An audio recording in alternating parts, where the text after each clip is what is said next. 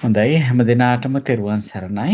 අද 2020 වර්ෂයේ සැප්තැම්බර් මාසයේ 21 වෙනි සඳුදා ශ්‍රී ලංකාවේ ළමින් සවස් 5:30ට ආරම්භ වන ධම්මසංගණී ග්‍රන්ථ රත්නය ඇසුරින් කරන ධර්ම සාකච්ඡාවකටයි අපි එකතු වෙන්නේ. අදත් අපට ධම්මසංගණී ප්‍රකරණයේ දහම් කරුණු කියා දීම සඳහා ශ්‍රී ලංකාවේ සිට සම්බන්ධ වෙනවා මංගල ඉදිරිසිංහ මහත්මයා. මංගල මහත්මයා ඔබතුමා මේ දම් සභාව වෙනුවෙන් ඉතාමත්ම ගෞරවයෙන් පිළිගන්නවා. ඔබතුමාට ඒ අනුව යොමු වෙනවා. අපි යොමු වෙනවා අද දවසට නියමිත දහම් කරුණු අපට මතු කර දෙන ලෙසට. තෙරුවන් සරණයි. හැම දිනාටම තෙරුවන් සරණයි. අපි තෙරුවන් නැමදලා සාකච්ඡාව ආරම්භ කරමු. සාදු සාදු සාදු. නමෝ තස් භගවතු අරහතු සම්මා සම්බුද්දස්ස. නමෝ තස් භගවතු අරහතු සම්මා සම්බුද්දස්ස. නමෝ තස් භගවතු අරහතු සම්මා සම්බුද්දස්ස. බුද්ධං සරණං ගච්ඡාමි. ධම්මං සරණං ගච්ඡාමි. සංඝං සරණං ගච්ඡාමි. ဒ ුතියම්පි බුද්ධං සරණං ගච්ඡාමි. ဒ ුතියම්පි ධම්මං සරණං ගච්ඡාමි. ဒ ුතියම්පි සංඝං සරණං ගච්ඡාමි. තතියම්පි බුද්ධං සරණං ගච්ඡාමි. තතියම්පි ධම්මං සරණං ගච්ඡාමි. තතියම්පි සංඝං සරණං ගච්ඡාමි. සාදු සාදු සාදු. හොඳයි අද දවසේ ධර්ම සාකච්ඡාව ආරම්භ කරන්න. අනේ සමාවෙන්න ඕනේ හැමෝම මට පසුගිය සතියේ විශේෂ කාරණයක් නිසා ඉන්න අපහසු වුණා. ඉතින් මම දැක්ක පසුගිය සතියේ කුමක් හෝ ඒගොල්ලෝ සාකච්ඡා කරලා තියෙනවා කියලා ඒක හොඳයි කාලය වැය කරගෙන ප්‍රතිනෝයා සාකච්ඡා වීම ගැන. අද අපිට තියෙන්නේ මොකද සංයෝජන ගොච්ඡකයේද? මට මතක හැටියට ආසව ගොච්ඡකේ පස්වෙනි එක. ආසව ගොච්ඡකේ පහට යන්න ඕනේද? හරි බලමු. එතකොට ආසව ගොච්ඡකේ අපි පළවෙනි පද පහ කතා කළා දුකයන් පහ කතා කළා නම් අද අපිට තියෙන්නේ 6 වෙනි කියන හේවත් අවසාන දුකය ආසව විප්‍රයුක්තා කෝපන ධම්මා සාසවාපි කියන පළවෙනි පදයක් ආසව විප්‍රයුක්තා කෝපන ධම්මා අනාසවාපි කියන එක. එතකොට මේ පද දෙකේම කතා කරන්නේ ආසව විප්‍රයුක්ත ධර්ම. හැබැයි එකක් සාසවාපි අනිත් එක අනාසවාපි. ඒක නිසා මේකේ තරම් අමාරු විග්‍රහයක් නෙමෙයි. එතකොට ආශ්‍රව ධර්මයන්ගෙන් විප්‍රයුක්ත වූද ආශ්‍රවයන් හට අරමුණු වූද නිස්සත්ත්ව නිජීව පරමාර්ථ ස්වභාව ධර්මියෝ කියලයි අභිධර්ම භාවනා පොත් දෙවෙනි පොතේ පිටුව 38 යටතේ මේක විග්‍රහ වෙන්නේ. එතකොට මේ විදිහම අනාසවාපි යටතේත් ආශ්‍රව ධර්මයන්ගෙන් විප්‍රයුක්තයි. හැබැයි ආශ්‍රව ධර්මයන් හට අරමුණු නොවු. දැන් මේ වචන ආශ්‍රයම අපිට ඉතින් මේක හිතාගන්න පුළුවන් වෙන්න ඕනේ දැන්. ඒත් අපි බලමු මේක කොහොමද නික්කේප කාණ්ඩයේ තියෙන්නේ කියලා. ඡේද 1115 ධම්මසංගණී නික්කේප කාණ්ඩේ කතමේ ධම්මා ආසව විප්‍රයුක්තා සාසවා. ආසව නොවි ආසව විප්‍රයුක්තයි. හැබැයි සාසවයි ආසවයන්ට අරමුණු වෙන්න ඕනේ. තේහි ධම්මේහි යේ ධම්මා විප්‍රයුක්තා. මෙතන තේහි ධම්මේහි කිව්වේ ආශ්‍රව ධර්ම. යේ ධම්මා විප්‍රයුක්තා සාසවා කුසල කුසලාව්‍ය කතා ධම්මා කාමාවචරා රූපාවචරා අරූපාවචරා. එතකොට තුන් භූමියේ යෙදෙන සාස්ත්‍රව වූ කුසල කුසලාව්‍ය කතා ධර්ම කුසල අකුසල අව්‍යකත ධර්ම මෙතන අරගෙන තියෙනවා. ඊට අමතරව රූපස්කන්ධය අරන් තියෙනවා. රූපස්කන්ධයේ ඉඳලා විඥානස්කන්ධය වෙනකන් ඔක්කොම ධර්මතා ටික මේ යටතේ ගොනු වෙනවා. එතකොට දැන් මෙතන සාසවා කියන වචනේ අපි කලින් විග්‍රහ වුණා. ඒ අනුව සාසව ධර්මයේ ආසව ධර්මියෝ හැර ඉතිරි සාසව කුසල අකුසල අව්‍යාකත ධර්ම තමයි මේ පළවෙනි පදේට අපිට ගන්න තියෙන්නේ. එතකොට දැන් දෙවෙනි පදේ සැලකුවොත් ආසව විප්‍රයුක්ත අනාසව. එතකොට ආසව විප්‍රයුක්ත වුණොත් ඒක පැහැදිලිව අකුසල් කොටෙන් අයින් වෙලා තියෙන්න ඕනේ. හැබැයි අනාසවා කිව්වහම ආශ්‍රවයන්ට අරමුණු වෙන ස්වභාවයෙන් උත් ඈත් වෙන්න ඕනේ. එහෙමනම් අපි දන්නවා එතෙන්ට එන්න ඕනේ අනිවාර්යෙන්ම ලෝකෝත්තර ධර්ම ටික. ඒ අනුව ඡේද 1116 නික්කේප කාණ්ඩේ යටතේ ඒක විස්තර කරනවා. අපරියාපන්නා මග්ගාච මග්ගඵලානීච අසංකතාච ධාතු කියලා.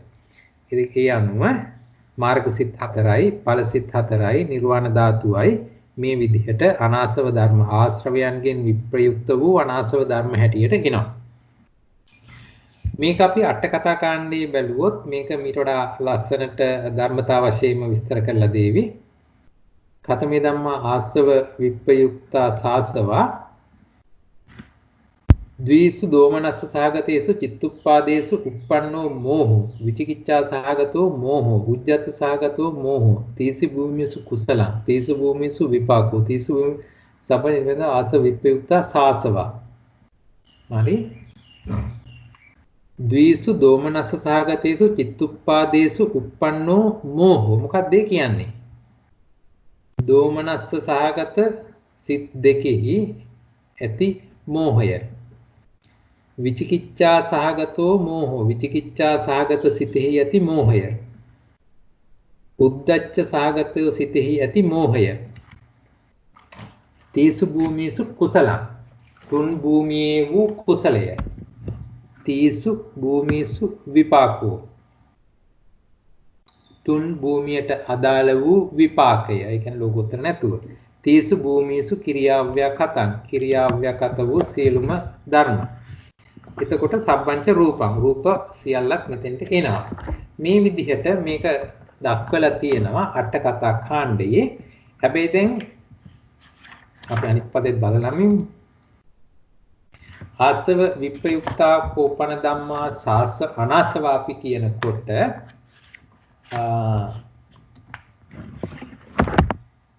එතනදී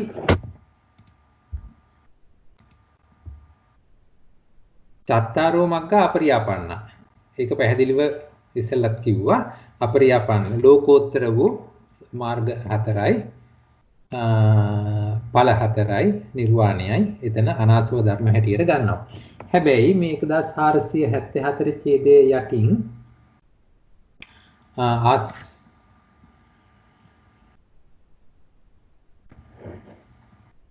1073 යටතේ නේද කියන්නේ ආසව සම්විප්‍රයුක්ත ධම්මා නවත්තබ්බා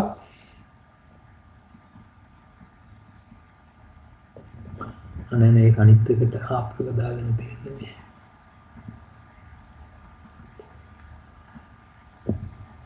හරි. ආසව විප්‍රයුක්තා සාසවයි කියේදී මේකේ අපිට ගන්න වෙන්නේ දෝමනස්ස සහගත ඒ කියන්නේ දෝෂ සිත් දෙකේ උපන්න මෝහය. කාට හරි කියන්න පුළුවන්ද ඇයි ඒක ආසව විප්‍රයුක්ත සාසව හැටියට ගත්තේ කියලා? විශේෂ ආසවයක් නොවන නිසා. ඇයි? එතන මේ මෝහය ඇයි එහෙම වුනේ? දේශයේ ආසවයක් නොවන නිසා ඒකත් දේශයත් එක්ක සංප්‍රයුක්ත වුණාට ඒක ආසවයත් එක්ක සංප්‍රයුක්ත ධර්මයක් නොවන නිසා. ඔව් ඒකට සංප්‍රයුක්ත නැහැ. අපි මෙතන කතා කරන්නේ විප්‍රයුක්ත ධර්මයක්. එහෙමනම් සංප්‍රයුක්ත වූ මෝහය එහෙමනම් ඒක විප්‍රයුක්තයි හැටියට මෙතන අරන් තියෙනවා. ඊළඟට විචිකිච්ඡාවෙත් ඒ ස්වභාවයමයි යෙදিলা තියෙන්නේ. උද්දච්ච සහගත සිතෙත් ඒ ස්වභාවයමයි යෙදුනේ. ඒ නිසා තමයි ඒක ආසව විප්‍රයුක්තයි. හැබැයි එතකොට සාසව වුණේ කොහොමද? සාසවා කියන්නේ අනිකුත් ආසව ධර්මයන්ගෙන් අරමුණු කරන්න පුළුවන්.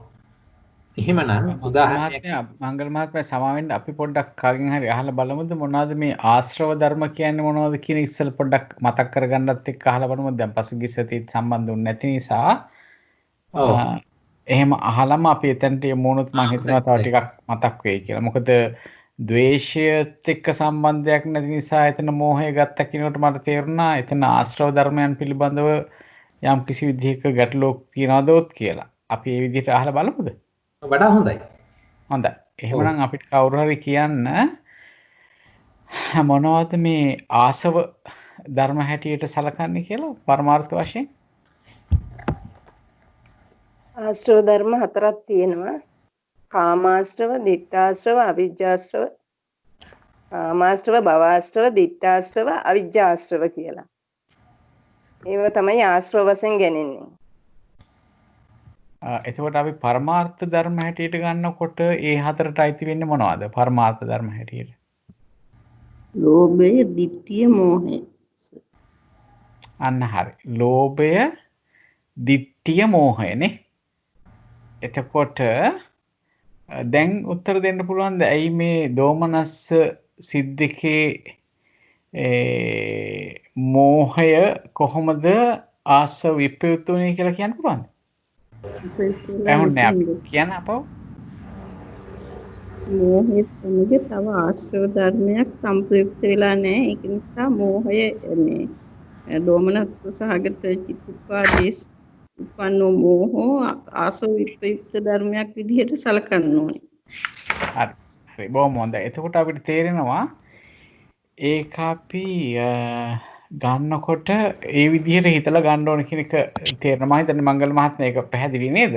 වඩා අනුව අනිත් ටිකත් නාම ලස්සනයි. ඒක ඒ විදිහටම තමයි එන්නත් ඕනේ. ඔව් එතනදී අර කලින් වතාවේ වගේ මොනවාද ද්වේෂය කියන එක ආශ්‍රව ධර්මයක් හැටියට අරගෙන නැහැ. ඒ නිසාවෙන් ද්වේෂය එක මෝහය හැටියට කියලා ඒක විස්තර කරනවට වඩා ද්වේෂසිතක මෝහය ඉන්නේ අනිකුත් ආශ්‍රව ධර්ම දෙදෙනා සමග නොවේ. ඒක ඒ විදිහට තමයි විස්තර වෙන්න ඕනේ. එතකොට විචිකිච්ඡා සහගතෙත් ඒ ස්වභාවය ඔයගලන්ට තේරුම් ගන්න පුළුවන් ඇති. ඒ විදිහම තමයි උද්දච්ච සහගත සිත. ඒකවක්වත් අර කියන ලෝභය හෝ දික්තිය සමග නෙමෙයි මෝහය ඉන්නේ. හැබැයි මෝහය කියන ධර්මතාවය අනිකුත් අවස්ථාවලදී ආශ්‍රව ධර්මයක් හැටියට කතා වෙනවා. ඒ නිසා තමයි ඒක ආසව විප්‍රයුක්ත ස්වභාවයේ වූ සාසව. එතකොට සාසව උනේ වෙනත් ආශ්‍රව සහිත වූ සිතකින් ඒක අරමුණු කරන්න පුළුවන් වූ නිසා. ඒ විදිහටයි මේක ගලපන්න ඕනේ. එතකොට දැන් මේ වාගේ ධර්මතා අපි දැන් බොහෝ වාර ගානක් සාකච්ඡා කළා. මේ තනිව යෙදිලා තියෙන ධර්මතා වෙන් කරගෙන එහි ඒකේ ධර්මතාවයට අනුව ඒක අඩංගුද නැද්ද කියලා අපි වෙන් කරන ස්වභාවයන් මීට කලින් කතා කළා. ඉතින් මේ වගේ සියුම් ස්වභාවයන් තුල ධර්මතා විග්‍රහය කිරීම ඇත්තටම අපි ප්‍රගුණ කළ යුතුයි. මොකද මේ නාම රූප පරිච්ඡේදයේ සම්මස්සන ඥානය ගැන කතා කරද්දී මේ වාගේ සියුම් තැන් පිළිබඳ පැහැදිලි අවබෝධයක් බෙදා ගැනීමේ හැකියාවක් අපිට තියෙන්න ඕන නිසා. එතකොට මේ මංගල මහත්මයා මේ දැන් ඔබතුමා එහෙම කියපු නිසා යහන්නේ. මේක අර තව සියුම් ප්‍රශ්නයක් තියෙනවා මම අහන්නද ඒක එන. අනේ අහන්න. මේක ආස විප්‍රයුක්ත නේ කියන්නේ. ආස විප්‍රයුක්ත ධර්ම නෙමෙයි කියන්නේ. මොන ආසවත් එක්ක විප්‍රයුක්ත ධර්මද කියලා කියන්නේ. මොන ආසවත් එක්ක විප්‍රයුක්ත ධර්මද? හොඳ ප්‍රශ්නයක්. හරි සාකච්ඡා කරමු බලන්න. පළවෙනි කරගත්තොත් ද්වේෂ සිද්දකේ මෝහය. එතකොට කුමන ධර්මතා වලින්ද ඒක විප්‍රයුක්ත වෙන්නේ? අපිට ධර්මතා අපි හතරක් කතා කළා. ආශ්‍රව ධර්ම යටතේ ඒ ධර්මතා හතරෙන් කොයි ඒවද මෙතෙන්ට බලපාන්නේ කියලා සාකච්ඡා කරමු බලන්න. කවුරු හරි පොඩ්ඩක් හිතලා ඒ ගැන උත්තරයක් දෙන්න බලන්න. බ්‍රෝණ මහත්මයා යම් නම් වශයෙන්ම යොමු වෙන්න වෙනවා වගේ. මේක මම හිතන්නේ පොඩ්ඩක් ගැඹුරු ප්‍රශ්නයක්. මේ විභාගය මේ ධාතුගත එහෙම කරන අයත් ඉන්න හින්දා එයාට හරි උත්තර දෙන්න පුළුවන් නම් හොඳයි. අමිත මහත්මිය ඉන්නවා. ඒ අයත් ඉන්නවා. මම හිතන හැටියට සෝම මහත්මියත් ඉන්නවා. ධාතු කතා කරන. ඒකේ සංප්‍රයුක්ත විප්‍රයුක්ත හොඳටම කරලා තියෙන අයකුත් ඉන්නවා. සම්දිකා මහත්මිය ඉන්නවා. හරි එකින් එක අරගෙන බලන්නකො මේක කාමාසව යටතේ. විස්තර කරන්න බලන්න. කවුරුත් උත්තර දෙන්නේ නැහැ වගේ නේද? අමිත මහත්මියට පුළුවන් කතා කරන්න පුළුවන් දායක දෙන්නේ. අමිත මහත්මිය ශ්‍රීමති මහත්මියත් ඉන්නවා. අනුලා මහත්මිය ඉන්නවා. ඔක්කොම විභාගය කරපු අය වෙයි. ධාතුගතත් කරපු අය. මූලික මට්ටමට පොඩ්ඩක් අමාරු වෙයිද දන්නේ නැහැ. සෝම මහත්මියට බැරිද? තේජ මහත්මියත් ඉන්නවා නේද? මම කියන්නද මට දැන් අසව විදිහට ලෝභය ගන්න. එතකොට ලෝභයත් සමග මෝහය සංප්‍රයුක්ත වෙනවා. ලෝභ සිතේ මෝහය දෙනවා. එතකොට ඒ මෝහය අපිට ගන්න බෑ. මොකද ඒක ආශ්‍රව ධර්මයක් නිසා ධර්මයක් එක්ක සංප්‍රයුක්ත වෙලා තියෙන නිසා. හරි මේ මෙතන විප්‍රයුක්ත වෙනවා ටික විතර බලුණා හරි අර මංගල මහත්තයා කියෝ විදිහට දෝෂ මූල හිත් දෙකේ මෝහය. ඉස්සෙල්ලාම කියලා තියෙනවා.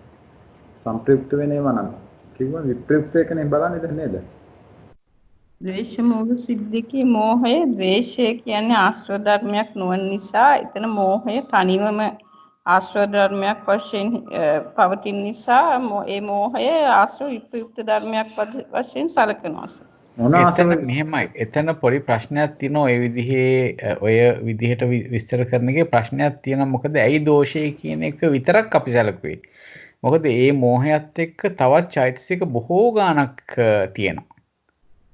අපි සිත ද්වේෂ මූල සිතක් හැටියට සැලකුවාට අපිට මේ ආසව විප්‍රයුක්ත ධර්ම හැටියට සැලකනකොට අපිට ද්වේෂය කියන එක අදාළ වෙන්නේ නැහැ. විතරක් අදාළ වෙන්නේ නැහැ. ඒක නිසා අපිට කියන්න වෙන්නේ ඒක ආශ්‍රව ධර්මත් එක්ක කොයි විදිහටද විප්‍රයුක්ත වෙන්නේ කියන එක තමයි කියන්න වෙන්නේ. ඒක පොඩ්ඩක් ආපහු පාරක් ඒ විදිහට හිතලා කිව්වනම් හොඳයි කියලා හිතෙනවා. ඒ දෝෂය ඒ දෝෂ මූල හිද්දේ දෝෂය ආසයත් එක්ක සම්ප්‍රයුක්තද? ද්වේෂය ආශ්‍රවත් එක්ක සම්ප්‍රයුක්ත වෙන්නේ නැහැ සර්. මොකද ආශ්‍රව කියන්නේ ලෝභය, ඉස්ලාම අර උත්තරේ කියලා ඉතින් එක්ස්ප්ලেইন කරා නම් හරි. ඒක හරිද වැරදිද කියලා නැත්නම් වැරදි උත්තරයක් එක්ස්ප්ලেইন වෙනවනේ. ඉස්ලාම කියන්නේ දෝෂ මූල හිද්දේ දෝෂය ආසවත් එක්ක සම්ප්‍රයුක්තද නැද්ද? සම්ප්‍රයුක්ත වෙනවා සර්. මෝහය සමග සම්ප්‍රයුක්ත වෙනවා ද්වේෂය.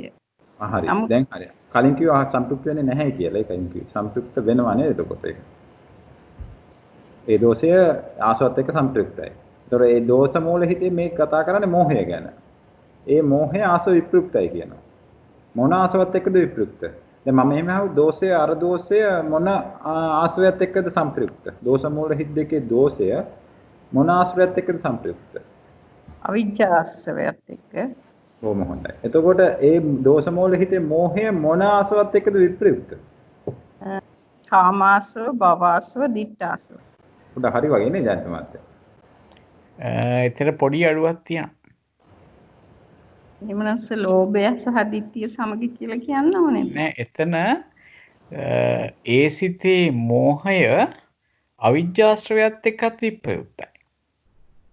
ඒ මෝහයට තව මෝහයක් නැති හින්දා ඒක අවිජ්ජාශ්‍රවයනුත් විප්‍රයුක්තයි. නේද? එහෙම නේද මංගල මහත්තයා? ඔව්. ඒ අවිද්‍යාවාශ්‍රයත් එක්ක විප්‍රයුක්තයි. හැබැයි දෝෂ මූල හිතේ අවිද්‍යාශ්‍රය එක්ක නෙමෙයි. ඔව් නෑ. ද්වේෂ මූල සිතේ තියෙන මෝහය ආශ්‍රව හතරත් එක්කම විප්‍රයුක්තයි. ඒකනේ මෙතන ආශ්‍රව විප්‍රයුක්ත ධම්ම කියලා කියන්නේ. හරි.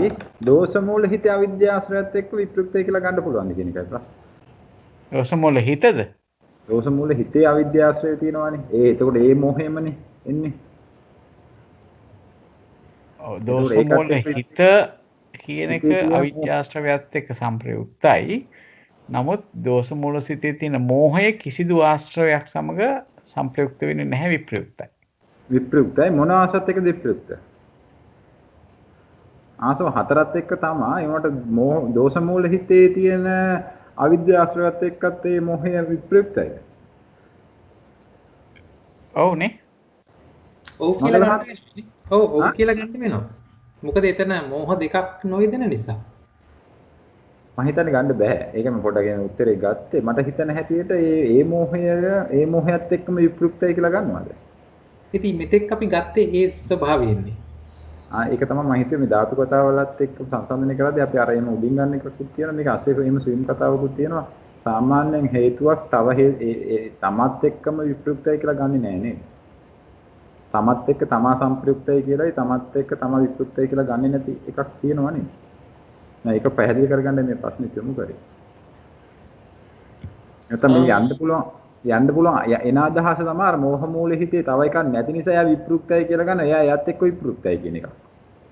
ඒකද කියන්නේ එත අනිත් මේ පැත්තෙන් බලලා අර කාමාශ්‍රව, ditthාශ්‍රව කියන පැත්තෙන් ඒ පැත්තෙමුත් වෙනවා. අවිද්‍යා ආශ්‍රවය අර ආශ්‍රවත් එක්ක කියන්නේ ලෝභ මූල හිතේ තියෙන අවිද්‍යා ආශ්‍රවයත් එක්ක මේක විප්‍රයුක්ත වෙන්න පුළුවන්. හැබැයි මේ දෝෂ මූල හිතේ තියෙන අවිද්‍යා ආශ්‍රවය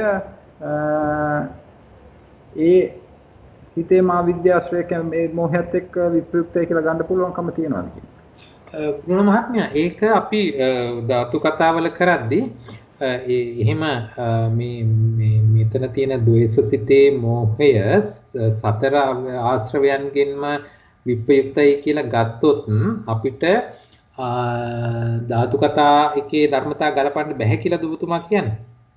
නෑ හතරම පුළුවන් වෙයි. මම හිතන්නේ මම කියන්නේ දැන් අවිද්‍යාශ්‍රවයේ තියෙනවානේ, ලෝභ මූල හිත්වලක් තියෙනවානේ, විචිකිච්ඡා හිතේ තියෙනවානේ. ඒ අවිද්‍යාශ්‍රවය මේ අවිද්‍යාශ්‍රවයත් එක්ක විප්‍රයුක්ත වෙන්න පුළුවන්. හැබැයි මේ දෝෂ මූල හිතේම තියෙන අවිද්‍යාශ්‍රවය ඒ මොහයත් එක්කමත් විප්‍රයුක්තයි කියලා ගන්න පුළුවන් කියන එක විතරයි මගේ ගැටලුව තිබ්බේ. වෙන අවිද්‍යාවක් වෙන මොහයක් නැති නිසා ගන්න පුළුවන් නේද? එහෙමනේ අපි ගත්තේ අර ත්‍රික කරනකොට. නෑ ඒ මාතිකාවල ගන්න ක්‍රමය හරිය. අර සම්ප්‍රයුක්ත විප්‍රයුක්ත කියන එක හරියටම බලද්දී ඒ සම්ප්‍රයුක්තයි කියන එක දැන් කියමුකෝ මේ මොහයත් එක්කම සම්ප්‍රයුක්තයිද? නෑනේ. එහෙම කියන්නේ නෑනේ. එහෙම කියන්නේ නැත්නම් එතකොට මේ මොහයත් එක්ක විප්‍රයුක්තයි කියලා කියන්න පුළුවන්ද? නෑ එහෙම කිව්වේ සම්ප්‍රයුක්ත නැහැ. සම්ප්‍රයුක්ත නැහැ. ඒක නිසා මොහයට වෙන මොහයක් නැති නිසා විප්‍රයුක්තයි. දැන් මම මෙහෙම අහුවොත් ඔයගොල්ලෝ කියනවා මේ මොහයත් එක්ක විප්‍රයුක්තයි කියලා. මේ මොහයත් එක්ක විප්‍රයුක්ත නම් මේ මොහයත් එක්ක සම්ප්‍රයුක්තයි කියලා ගන්න බැරියයි. ඔව් මට තේරෙනවා බ්‍රූනෝ මහත්තයා කියන එක. මම හිතන්නේ අපි ඔය බලන්නේ ඔය සහේතුක වගේ බලන පැත්තෙන් තමයි ඔය බලලා අපි කියන්නේ මේ මොහයට තව මොහයක් නැහැයි කියලා. නමුත් සම්ප්‍රයුක්ත විප්‍රයුක්ත යනකොට මටත් දැන් තේරෙනවා මේ ඊට වඩා දැන් ඔක කියන සහේතුක කියන කොටයි සම්ප්‍රයුක්ත විප්‍රයුක්ත කියන කොටයි තියෙන වෙනස ඕක කියන එක තමයි මට තේරුනේ. නැත්නම් දෙකම එකයි කියන එකට වඩා පොඩි සුවිම් වෙනසක් තියෙනවා වගේ එකක් තේරෙනවා මට. ඒක මතුවෙන්නේ නැති එකක් තමයි තේරෙන්නේ. ඒක දැන් මම උත්සාහ කරා ඒක ප්‍රශ්න හැටියට ඒ සහේතුක කියනකොට කතාවයි. එතකොට මේක තව මොහයන් නැති නිසා තව හේතුවක් නැති නිසා අහේතුක වෙන්න පුළුවන්. හැබැයි විප්‍රයුක්ත කියනකොට ඒක தත්ත්වය වෙනස් වගේ තමයි තේරෙන්නේ නේද? මංගල මහත්තයාට ඔව් හැබැයි මෙහෙමයි මට ඇත්තටම පුළුවන් මහත්තයා මතක නැහැ ධාතු කතාවලදී අපි කොහොමද ඒක ගැලපුවේ කියලා. මොකද එහෙම වුණොත් ඒක ගලපා ගන්න බැරි වුණොත් එහෙම ධර්මතා යෙදෙන්න බෑ. මොකද බුදුදහම කොතනින් ගත්තත් අර මුදු වතුර වගේ එකම ලුණු රස තියෙන්න ඕනේ. එහෙමනම් මෙවැනි සියුම් තැන් ඇත්තටම මේ විදිහට ගලපා ගන්න බැරි නම් එවැනිදී අපි හරියට සාකච්ඡා කරලා ඒකේ නියම අර්ථකථනය හොයාගත යුතුමයි. මම ඒකත් නැවත වතාවක් බලන්න ධාතු කතාවලත් කොහොමද අපි ඒක ගත්තේ කියලා බ්‍රූනෝ මහත්තයාට හරියට මතක නම් ඒක එහෙම ගත්තොත් බැහැ කියලා මෙතනදී හරියට කියාගත්තොත් අපිට මෙතනදී මේක ක්ලියර් කරගෙන යන්න පුළුවන්. ඔව් නෑ අපි ඒක බලමු අනිත්‍යයට වෙමු කරමු. මේක මම අර නෝටිස් වෙනවනේ දැන් කට්ටිය මේ බලනයිනේ. දැන් ධාතු කතා කරපු අයත් බලයිනේ. බලලා ඒගොල්ලොන්ට අරන් කරකැවිලා සාකච්ඡා කරමු. නැත්නම් අපි එක්ස්ප්ලেইন කරන්නේ නැතුව ඔක්කොම ඇවිල්ලා ඩිස්කස් කරමු. ඊළඟ එනම් මාතෘකාවට යන්නේ දැන්. හරි. කොහොමදත් මෙතන අපි අරගන්නේ ආසව විප්‍රයුක්ත ධර්මතාවමයි පද දෙකටම අරගන්නේ. වෙනස තියෙන්නේ එකක් ආසව වෙනවා අනිත් පදේ අනාසව වෙන එක විතරයි. ඒ අනුව මෙතනදී මේ කියන ධර්මතා ටික අපි අරගන්නවා ආසව විප්‍රයුක්තයි සාසවයි කියලා. එතකොට මාර්ගසිත සහ ඵලසිත හතරත් නිර්වාණයත් ආසව විප්‍රයුක්ත අනාසව හැටියට ගත්තා.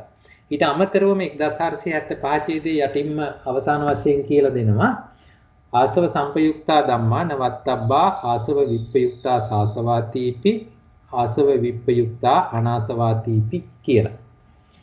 මොකක්ද කිව්වේ? ආසව සංපයුක්තා ධම්මා නවත්තබ්බා ආසව විප්‍රයුක්තා සාසවාපි ආසව විප්‍රයුක්තා අනාසවාතීපි. ඒ කියන්නේ දැන් අපි මේ පද දෙකටම අරගත්තේ ආශ්‍රව විප්‍රයුක්ත ධර්ම. එකක ආසව විප්‍රයුක්ත වෙලා සාසවාපි වුණා, අනික ආසව විප්‍රයුක්ත වෙලා අනාසවාපි වුණා. දැන් එහෙමනම් කොවර ඉතුරු ධර්ම ටික. ඒ කියන්නේ ආසව සංපයුක්ත ධර්ම කෝ. අන්න මේ අවසාන ඡේදයෙන් කතා කරන්නේ එකී ධර්මතා ගැන. මෙතන සඳහන් වෙනවා එකී ආසව සංපයුක්තා ධර්ම මේ පද දෙකටම එන්නේ නැහැ කියන එක විශේෂයෙන් සඳහන් කරනවා. දැන් අපි මේක අභිධේයාර්ථ අරගෙන බැලුවොත් පළවෙනි පදයේ අභිධේයාර්ථ හැටියට එනවා අකුසල වර්ජිත ලෞකික සිත් 69යි. මොකද එතකොට ආසව විප්‍රයුක්තා කෝපන ධම්මා සාසවාපි කියන එක අකුසල වර්ජිත. ඇයි? ආසව විප්‍රයුක්ත නිසා. ඊළඟට සාසව වෙනකොට ලෞකික සිත් ඉතුරු 69 අරගන්න වෙනවා. ඒ කියන්නේ මුළු ලෞකික සිත් 81කින් අකුසල 12 අඩු කරලා එතනින් ලෞකික සිත් 69 අපිට සලකන්න වෙනවා. ආසව විප්‍රයුක්තයි හැබැයි සාසවයි කියන ධර්මතාවයේ යටතේ. ඊළඟට එහි යෙදෙන චෛතසික 38ක් යෙදෙනවා. අකුසල අයින් කරපු නිසා අකුසල් චෛතසික ටික ආවේ නැහැ. දෝෂ මූල මෝහ මූල සිත් හතරෙහි මෝහයතර දෝෂ මූල සිත් දෙකක් තියෙනවා මෝහ මූල සිත් දෙකක් තියෙනවා. ඒ කතා කරපු හතරෙහි මෝහය මෙතෙන්ට ගන්න ඕනේ. රූප 28 ගන්න ඕනේ. මේ කියන ධර්මතා තමයි පළවෙනි පදයේ අභිධේයාර්ථ හැටියට එන්නේ. ඒ කියන්නේ මොනවා හරි අදහසක් තියෙනවද? කතා කරන්න තව විස්තරයක් තියෙනවද? හරියට පදේ දිහා බලන්න පොඩි ප්‍රශ්නයක් තියෙනවා. ඔව්. මට පොඩි ප්‍රශ්නයක් තියෙනවා. දැන් ලෝභ දේශ මෝහ කියන මේ ධර්ම වලින් ලෝභය හැම වෙලේම මෝහයත් එක්ක යෙදිලා ඉන්නේ. ඊට පස්සේ දෝෂය හැම වෙලේම මෝහයත් එක්ක යෙදිලා ඉන්නේ. නමුත් මෝහය හැම වෙලේම තනියම තමයි ඉන්නේ. ඒක නිසානේ අර මෝහය හැම වෙලෙම තනියම දින්නේ. මෝහය හැම වෙලේම තනියම නෑ. අරගුල්ලොත් එක්කත් ඉන්නවා, දෝෂය එක්කත් ඉන්නවා, මෝහය එක්කත් ඉන්නවා, තනියමත් ඉන්නවා. අන්න හරි. තනියමත් ඉන්නවා. මට එතන පොඩ්ඩක් පැහැදිලි එයා තනියමනේ ඉන්නේ. එතකොට මේ මෝහ මූල සිත් දෙක ඇයි මෙතනදී මේ සාසවාපි කියන එකට ඒ දෙක ගත්තේ කියලා.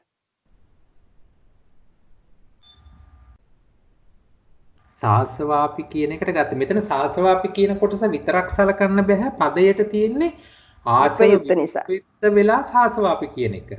විප්‍රයුක්ත වෙලා සාසවාපි කියන නිසා. එතකොට ආසව විප්‍රයුක්තයි කියන එක තේරුණාද?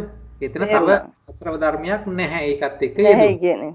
එහෙමනම් ආසව විප්‍රයුක්තයි කියලා අපි සැලකුවා. ඊළඟට සාසවාපි උනේ අනිකුත් ආශ්‍රව සහිත වූ සිත් වලින් මේක අරමුණු වෙන නිසා. එහෙමයි සර්. thank you. හරිනේ ඒක ප ဋ ාණේ නිर्देश වාරේ නෙමෙයි මොකද්ද පඤ්ඤ විභංග වාරේ එහෙම කතා කරද්දි මේව සාකච්ඡා වෙනවා කොහොමද මේ එක එක සිතක් අනිකකට අරමුණු වෙන්නේ ආදී වශයෙන්. හොඳයි සර් තේරුවන් සරණයි. මංගල මහත්මයා අනිත් එක තමයි අපි මේ සාසව ධර්ම කියනකොට එතන පැහැදිලිවම ලෞකික සියල්ලම සාසවයි කියන මට්ටමට යන හින්දා දැන් මෙතන ආසව විප්‍රයුක්ත වෙන යම් ලෞකික ධර්මයක් තියෙනවා නම් ඒක සාසව වෙනවා කියලා හිතන්න පුළුවන් නේද එහෙම? ආරෙ මේක එහෙම වෙන්නම ඕනේ. මොකද අනිත් පැත්තට අපි අරගෙන තියෙන්නේ අනාසව ධර්ම ටික විතරමයි. ලෞකික ධර්මයක් කියලා කිව්වොත් මේ හැම ධර්මයේම ආශ්‍රවයන්ට අරමුණු වෙනවා.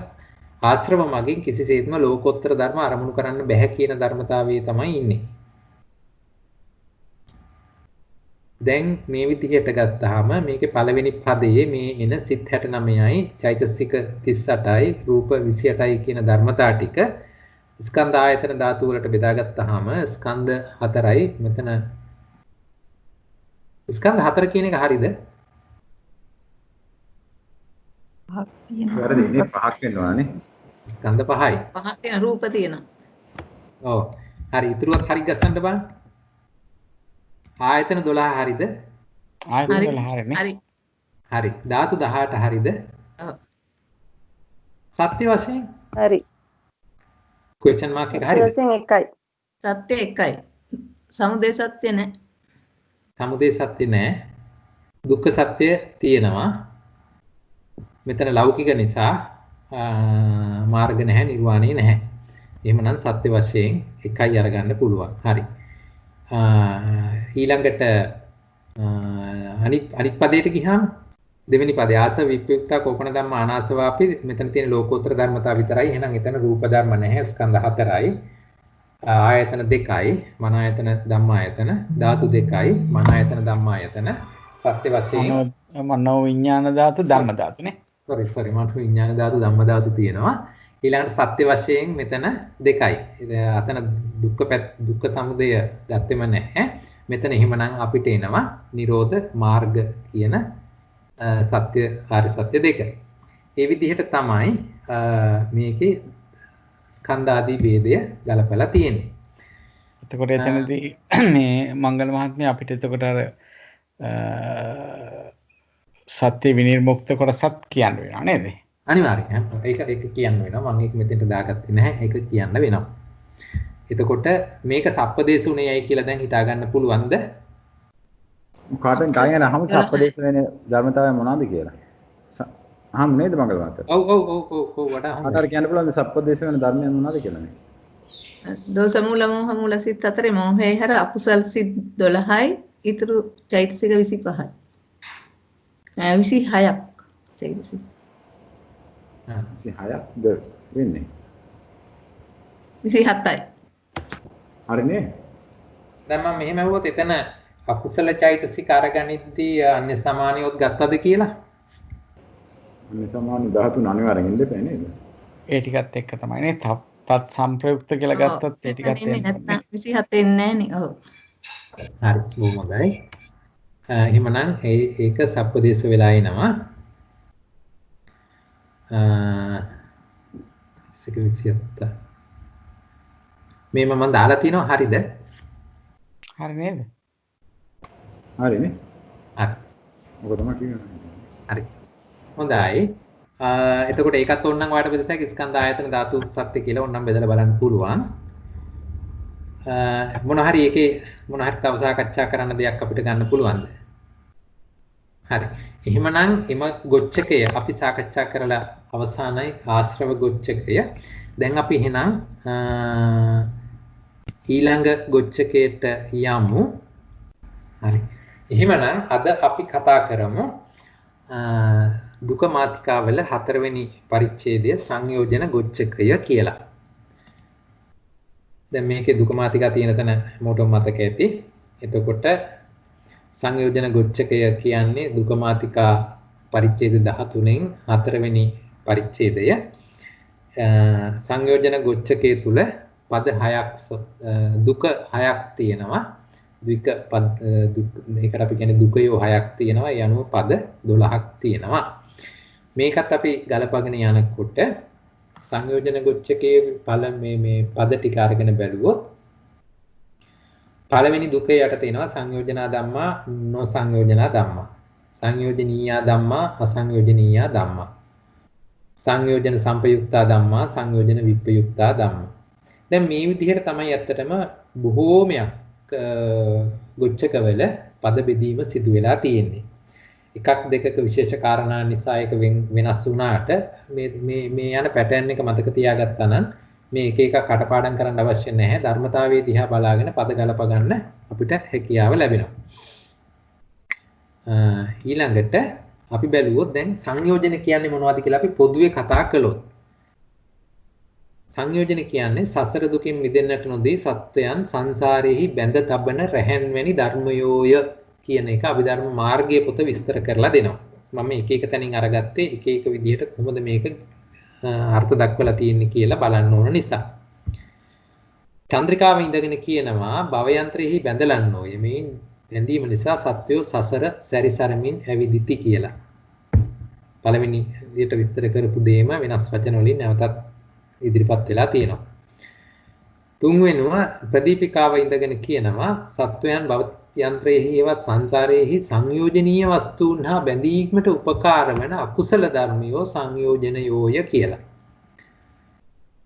මේ කොයි විදියෙන් හරි යම් ආකාරයක බැඳීමක් සිදු වුණා නම් දැන් අපි ගත්තොත් බල්ලෙක් හරි හරකෙක් හරි ලණුවක් දාලා කණුවක ගැට ගහලා තිබ්බොත් එම සතා කොයිතරම් මොන ක්‍රියාව සිදු කළත් ඒ ක්‍රියාව සිදු කරන්න වෙන්නේ එම බැඳීම සමග තියෙන සීමාවේ ඉඳගෙන. උට කිසිසේත් ඒ සීමාව ඉක්මවා යන්න බෑ. ඒ නිසා තමයි ඒක ඒ තද බැඳීමක් හැටියට තියෙන නිසා තමයි මේවට සංයෝජන කියලා කිව්වේ.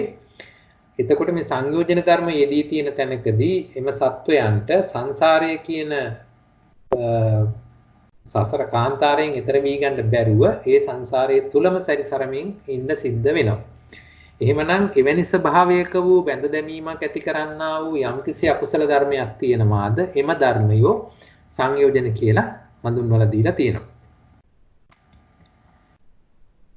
මේක අපි ගත්තොත් කොට්ටිත සූත්‍රයේ සංයුත්ත නිකායේ සඳහන් වෙන කොට්ටිත සූත්‍රය අරගෙන බැලුවොත් ලස්සනට විස්තර කරලා දෙනවා. යම්සේ කළු කෙනෙකුත් සුදු කෙනෙකුත් එක් දහමකින් හෝ යොතකින් හෝ ඈඳනු ලද්දාහු වෙද්ද මම රූපයකුත් දීලා තියෙනවා පැහැදිලිව තේරුම් ගන්න මට මේ විදිහටම රූපයකුත් හම්බ වුණා. කළු ගුණා සුදු ගුණාගේ බන්ධනයේ යයිද සුදු ගොනා කළු ගොනාගේ බන්ධනයේ යයිද යමෙක් මෙසේ කියන්නේ නම් ඒ කියන්නේ මනවින් ඒ කියන්නා මනවින් කියන්නේ දෙයි කියලා අහන ප්‍රශ්නෙට උත්තර ලැබෙනවා එහෙම වෙන්නේ නැහැ කියලා. කළු ගොනා සුදු ගොනාගේ බන්ධනයේ නොවේ සුදු ගොනා කළු ගොනාගේ බන්ධනයේද නොවේ. යම් එක් දහමකින් හෝ යොතකින් හෝ ඔහු ඈඳන ලද්දාහු නම් එය එහි බන්ධනයයි.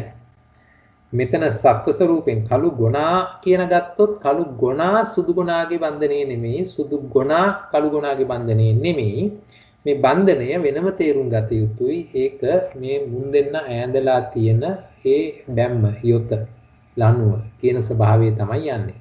ඒ විදිහටම ඇස රූපයට සංයෝජන නෙමෙයි රූපය ඇසටත් සංයෝජන නොවේ. නමුත් මේ දෙක නිසා යම් චන්දරාගයක් ඇති වුණා නම් යම් කැමැත්තක් මේ දෙක නිසාවෙන් ඇති කරගත්ත බැඳීමක් උපන්නා නම් අන්න ඒක තමයි සංයෝජනීය කියලා ධර්මයේ හඳුන්වලා දීලා තියෙන්නේ. මේක සියුම් ස්වභාවයක් අපි ඒක හරියට තේරුම් ගත යුතුයි. මොකක්ද හරියටම සංයෝජනය කියලා තීරණය වෙන්නේ කියන එක.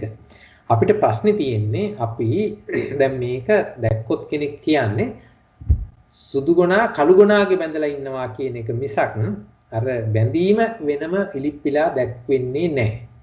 මේක තමයි අපි ඇස කන නාසය දිව සම ආශ්‍රයෙන් ධර්මතා විඳිද්දිත් අපිට වෙන්නේ toy වැඩේම තමයි. අපි හැම වෙලාවම රූපය හොඳයි කියනවා ලස්සනයි කියනවා ආදි වශයෙන් රූපේ පැත්තට ඒක දානවා මිසක් ඒකී හොඳ බව හෝ ලස්සන බව ඇති උනේ අපේ ඇතුළෙම තියෙන ධර්මතා චෛතසික මට්ටමේ ධර්මතා නිසායි කියන එක අපිට තේරුම් ගන්න බැරි ස්වභාවයක් තියෙනවා. මේ නිසාම එකී ධර්මයන්ගෙන් අපි නිතරම බැඳිලා ගැට ගැහිලා යෙදිලා ඉන්න ස්වභාවය නිසා තමයි අපි හැම වෙලාවකම රූප පරියාපන්නව ඉඳිමින් මේ කාම ලෝකයේ මේ සැරිසරන්නේ. දැන් මේ ස්වභාවය මේ කොට්ටිත සූත්‍රයේ ලස්සනට විස්තර කරලා තියෙන විදිය. ඊළඟට අපි ගත්තොත් වෙනම සංයෝජන සූත්‍රයකුත් තියෙනවා සංයුක්ත නිකායේ. ඒකෙදි දේශනා වෙනවා මහණෙනි රූපේ සංයෝජනීය ධමෙකි. සංයෝජනීය ධමෙකි. හොඳේ සංයෝජන එහෙම නෙමෙයි සංයෝජනීය ධමෙකි. එහි යම් චන්ද්‍රාගයක් වේද එය එහි සංයෝජනයයි. මේ අනුව අපි පැහැදිලිව තේරුම් ගන්න ඕනේ සංයෝජනීය ධර්ම මොනවද සංයෝජන මොනවද කියන එක. ඒ වගේම මේක විස්තර වෙනවා රූපයට වේදනාවට සංඥාවට සංස්කාරයට විඥාණයට ආදී වශයෙන් මේක පැහැදිලිව විස්තර වෙනවා පංචස්කන්ධය කෙරෙහිම මේ කියන ධර්මතා යෙදෙන ආකාරය ගැන.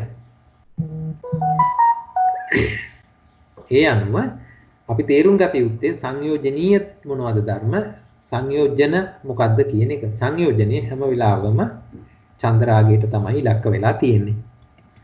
ඊළඟට අපි ගත්තොත් සංයෝජන ප්‍රහාණ සූත්‍රය අරගෙන බැලුවොත් මෙහෙම ඇතිවන සංයෝජනය අපිට නැති කරගන්න යම් ක්‍රමවේදයක් තියෙනවාද? මොකද ක්‍රමවේදයක් තිබිය යුතුමයි. එසේ නොවන්නට අපි මේ සංයෝජනීය තුලම ඇලී ගැලී සිටිනවා මිසක් එයින් ගැලවෙන්න විදියක් නැහැ. එහෙම ගැලවෙනවා නම් පැහැදිලිවම එකී ධර්මතාවයේ නිවැරදිවම අවබෝධ කරගත යුතුයි. ඒ සඳහා වූ ප්‍රතිපදාවම ගමන් කළ යුතුයි, ආශ්‍රය කළ යුතුයි. මෙතන සඳහන් වෙනවා චක්කුංකෝ බික්ඛු අනිච්චතෝ ඥානතෝ පස්සතෝ සංයෝජනා පහියන්ති. ඒ විදිහටම චක්කුව රූපය, චක්කු විඥාණය, ඒ නිසා ඇතිවන චක්කු සම්පස්සේ, චක්කු සම්පස්සපච්චය උප්පජ්ජති වේදිතං. ඒ නිසා ඇතිවන වේදනාව ආදී වශයෙන් වූ බොහෝ ධර්මතා කෙරෙහි මේක යෙදෙන ආකාරය මේ සංයෝජන ප්‍රහාණ සූත්‍රයේදී විස්තර වෙනවා. ඒ අනුව එකී සංයෝජනීය ධර්ම ටික හරියට අපි හඳුනාගත්තොත් එවැනි ධර්මතාවල අනිත්‍යතාව දුක්ඛතාව අපි හරියට තෝරාගත්තොත් අන්න එතනදී අපිට සංයෝජනේ ප්‍රහාණය කරන්න පුළුවන්. ඇයි අපිට සංයෝජනය බැඳ තබා ගන්න රඳාපවත්වා ගන්න අදාළ ධර්මතාවයක් එතනදී හමු නොවන නිසා අපිට බාහිරයක් හමු වෙන සෑම තැනකදීම අපි ඒ බාහිරයට ඇලෙනවා හෝ ගැටෙනවා හෝ සිද්ධ වෙනවා. ඒ නිසාවෙන් අනිත්‍යතෝ ආදී වශයෙන් අපි ධර්මතාවයන් හරියට අපිට අවබෝධ වෙනවා නම් අන්න ඒ ස්වභාවය තුළ අපිට සංයෝජනයේ පවත්වන්න නිත්‍යව පවතා ගන්න අවශ්‍ය ධර්මතා පවතින්නේ නැහැ කියලා තේරුණාම එහෙමනම් මේ සංයෝජනීය කියන එකත් අපිට අයින් කරගන්න පහසු වෙනවා. ඒක තමයි ප්‍රතිපදාව හැටියට මාර්ගයේ හැටියට බුදුහාමුදුරුවෝ මේ සංයෝජන ප්‍රහාණ සූත්‍රයේදී දේශනා කරලා තියෙන්නේ. කිසි වෙලාවක බුදුදහම දුක හෝ වේවා සංයෝජනේ හෝ වේවා කුමන ධර්මතාවයක් හෝ වේවා ඒකේ ධර්මතාවය ඒ ධර්මතා ස්වභාවයෙන් පෙන්නලා ඒ ධර්මතාවයත් එක්ක ඔට්ටු වෙන්න කියලා නැහැ. හිම ධර්මතාවය ඇති වෙන හේතුවක් තියෙනවා නම් අන්න ඒ හේතුව තමයි හැම වෙලාවෙම අයින් කරගන්න කියලා කිව්වේ. මොකද හේතුව තිබිච්ච කොයි වෙලාවකවත් ඵලය අයින් කරන්න හැදුවට ඒක සිදු නොවන නිසා. මේක තමයි බුදුදහමේ තියෙන විශේෂත්වයත් සහ ඒකේ ඊටාම ප්‍රායෝගික ස්වභාවයත් ඒකමයි. ඊළඟට අපි සංයෝජන ගැන කතා කරද්දී සූත්‍රාන්ත ක්‍රමයේ සංයෝජන දක්වලා තියෙන්නේ කිසියම් ක්‍රමයකට අභිධර්ම භාජනීය ක්‍රමයේදී සංයෝජනියෝ ඊට වඩා චූට්ටක් වෙනස් ක්‍රමයකට දක්වලා තියෙනවා. ඒ කොහොම වුණත් එකී ධර්මතාවයන්ගේ ස්වභාවය එකමයි. අපි දැන් බලමු සූත්‍රාන්ත ක්‍රමයෙන් කොහොමද දස සංයෝජනියෝ එන්නේ කියලා. ඒකෙදි අංගුත්තර නිකායේ තියෙන සූත්‍ර දෙකකින් අපිට ඒක ගලප ගන්න පුළුවන්. ඕරම්භාගීය සංයෝජන සඳහා එක් සූත්‍රයකුත් උද්දම්භාගීය සංයෝජන සඳහා වෙනත් සූත්‍රයකුත් අපිට අරගන්න පුළුවන්. ඒ අනුව සූත්‍රාන්ත ක්‍රමයේදී ඕරම්භාගීය සංයෝජන හැටියට සලකනවා සක්කාය දිට්ඨි විචිකිච්ඡා සීලබ්බත පරාමාස කාමච්ඡන්ද ව්‍යාපාද කියන පහ. මේ පහේ බැඳිලා තියෙනවා නම් හැම වෙලාවකම යට දිශාවට සසර පැත්තටම හැදගෙන යන ස්වභාවයේ ධර්මතා එතන තියෙන නිසා. ඊළඟට උද්දම්භාගීය සංයෝජන හැටියට විස්තර වෙලා තියෙනවා රූප රාගය, අරූප රාගය, මාන, උද්ධච්ච, අවිජ්ජා කියලා. එතනදී ඒක පැහැදිලිව පේනවා කාම ලෝකයේ අභිභවා ඉදිරියට යන පුද්ගලයන් කෙරෙහි ඇතිවන මේ සංයෝජන ධර්මයන් එතනදී විස්තර වෙලා තියෙනවායි කියලා.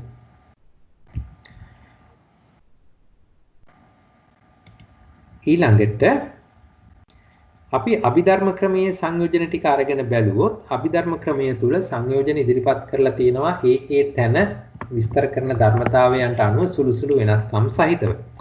අපි ගත්තොත් විභංග ප්‍රකරණයේ කුද්දකවත්තු විභංගයේ මේක ඒකක වශයෙන් දක්වලා තියෙන තැනකදී ඒකේ ධර්මතා තුනක් හැටියට දක්වන කොටස යටතේ සංයෝජන කියන කොටසක් විස්තර වෙලා තියෙනවා. එතනදී ධර්මතා තුනක් හැටියට විස්තර වුණේ සක්කාය දිට්ඨිය, විචිකිච්ඡාවත්, සීලබ්බත පරාමාසයත් විතරයි. මේ ධර්මතා තුනක් ගැන කතා කරනකොට මූලික ධර්මතා තුනක් විතරක් ඉදිරිපත් කරලා දුන්නා. අපි දන්නවා ඒක දිහා දැක්කහමම සෝවාන් මාර්ගය සඳහා ප්‍රහාණය කළ යුතු වූ ධර්මතා තුන තමයි එතනදී ඉදිරිපත් වෙලා තියෙන්නේ. ඊළඟට පංචකය යටතේ ඉදිරිපත් වුණා ඕරම්භාග්‍ය ස්වභාවයත් උද්දම්භාග්‍ය ස්වභාවයත්. මොකද එක එකක් සඳහා ධර්මතා පහ බැගින් යෙදিলা තියෙන නිසා. ඕරම්භාග්‍ය සංයෝජනාදී හැටියට සක්කාය දිට්ඨිය, විචිකිච්ඡා, සීලබ්බත පරාමාස, කාමච්ඡන්දේ, ව්‍යාපාදේ කියන පහ ඉදිරිපත් වුණ අතරේ ඒ ධර්මතා නිසා මොකද්ද වෙන්නේ? සත්වයන් මේ කාම භූමියේ 11 වැදෑරුම් කාම භූමියේ බැඳ තියන්න ප්‍රධාන වශයෙන් උපකාර වෙන්නේ මේ කියන ධර්මතා පහන් නිසා. ඊළඟට යම්කිසි කෙනෙක් විවිච්ඡේව කාමේහි විවිච්ඡේව ධම්මේහි අනාදී වශයෙන් වූ ප්‍රතිපදාව රැකලා ඒ අනුව එයා ධානය වඩ아가න ඉදිරියට ගියොත් එතනදී ඉදිරිපත් වෙන ඊළඟට එන සංයෝජන ධර්ම ටික උද්දම්භාග්‍ය සංයෝජන හැටියට විස්තර කළා. ඒ අනුව රූප රාග, අරූප රාග, මාන, උද්ධච්ච, අවිජ්ජා කියලා එතනදී ඒ ටික විස්තර වුණා. ඒ නිසාවෙන් ඕන් කාම භූමියේ බැඳීමක් සිදු නොවුනත් රූපාරූප භූමියෙහි බැඳීමක් ඇති වෙන බව තමයි ඒකෙන් පෙන්වලා දෙන්නේ. ඊළඟට සත්ත්කම්, ඒ කියන්නේ හතක් වශයෙන් ධර්මතා ඉදිරිපත් කරපු කුද්දක වස්තු විභංගයේත් මේක විස්තර වුණා. එතනදී කාමරාග, පටිඝ, මාන, දිට්ඨි, විචිකිච්ඡා, භවරාග, අවිජ්ජා කියන හත තමයි ඉදිරිපත් කරලා පෙන්වුවේ. අවසාන වශයෙන් සීලම ධර්ම එක්කව කරලා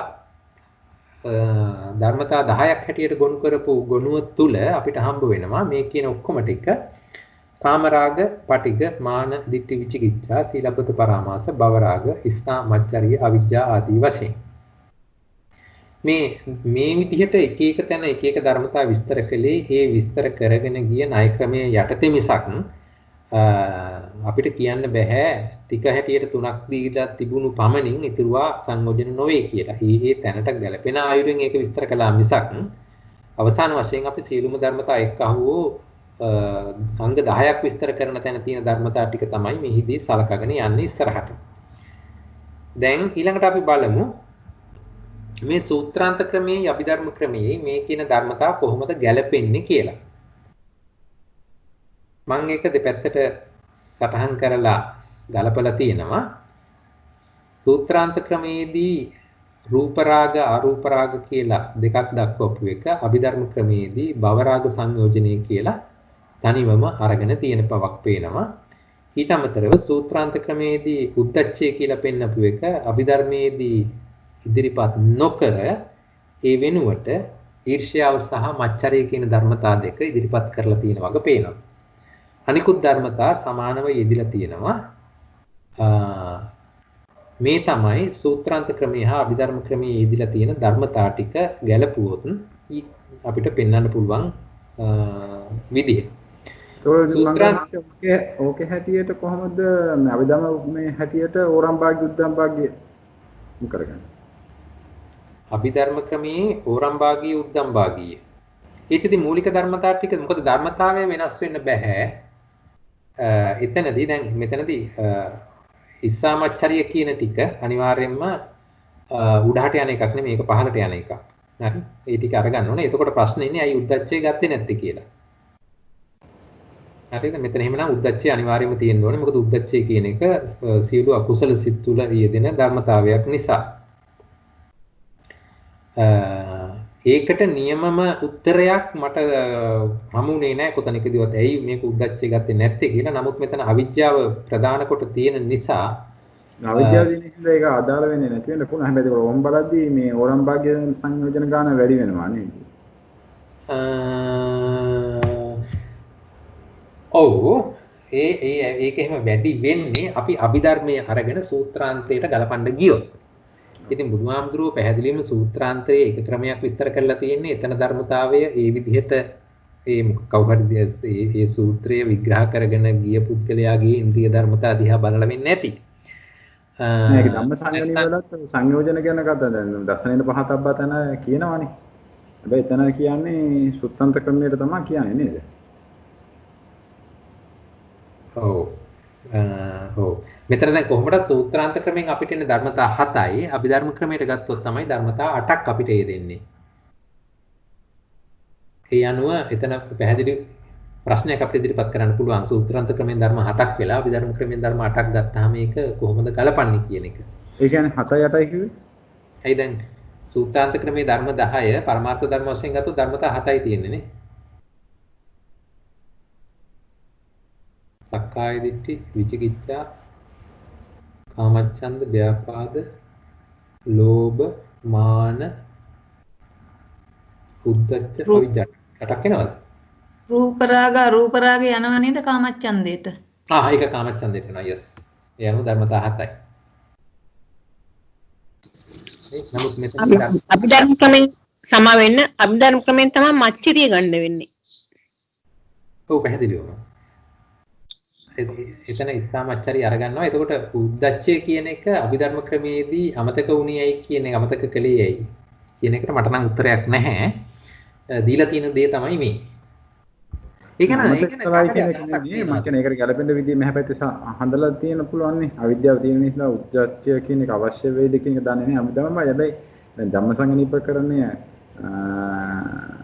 දසනෙන පහතබ්බා කියනකොට අර සංයෝජන ධර්ම ටික පැහැදිලිව කියනවා මගේ මතකයේ හැටියට නා. එතනත් අර මම හිතන්නේ සුත්තන්ත ක්‍රමයට කිව්වා වගේ තමයි මට මතක. ඔව් එහෙම තමයි මේ ත්‍රිකේ දාලා තිබුණේ මහත්තයා දස්සනෙන ත්‍රිකේ දස්සන ත්‍රිකේ එහෙම තමයි තිබුණේ. තමයි තිබ්බ. හැබැයි ඉතින් මේ ඒ කියන්නේ දෙකම සඳහන් වෙලා තියෙනවා අභිධර්ම පිටකේත් සුත්තන්ත ක්‍රමයටත් කියලා තියෙනවා. එතකොට මේක ක්‍රම දෙකක් කියන්නේ නැත්නම් සුත්තන්ත ක්‍රමයේ මේකයි අභිධර්ම ක්‍රමයේ මේකයි කියලා කිව්වන්නත් බෑ වගේ තමයි මට තේරෙන්නේ. ක්‍රම දෙකක් තියෙනවා වගේ තේරෙන්නේ නේද? එතකොට එහෙම බලන්න. සංයෝජන ක්‍රම දෙකක් ඉදිරිපත් වෙලා තියෙනවා කියන එක කියන්න තියෙනවා. මේකේ ධර්මතා හැටියට බැලුවොත් එහෙම කාමරාග පටිග කාමරාග කියන්නේ ලෝභයමනේ. පටිගය, දෝෂ, මාන, දික්ටි, විචිකිච්ඡා පහයි සීලපත පරාමාස කියන්නේ දික්ටි, භවරාග කියන්නේ එතකොට කාමරාග වලට නෑනේ. ඉස්සමච්චරය අවිද්‍යාව 8ක් තියෙනවා නේද? හරි නේද කොට? 8ක් තියෙනවා. 8යි. ඔව්. සූත්‍රාන්තරයේදී 7යි. ඔකට සුත්තාන්ත කියලා කියන්න පුළුවන් ද කියන ප්‍රශ්නෙත් තියෙනවා. ධම්මසංගණියකේ තියෙන නිසා. කමන්නේ අපි. ඔව්. අපේ ධම්මසංගණියකේ මේ විදිහට තමයි කියලා තියෙන්නේ 10. මේ 10 කොයිද මේ කියලා තියෙන්නේ මේ විදිහට එන්නේ 10. ඒක ඡේද 1117 කියලා මම දාලා තියෙන්නේ. ඒක රිෆර් කරලා බලමු.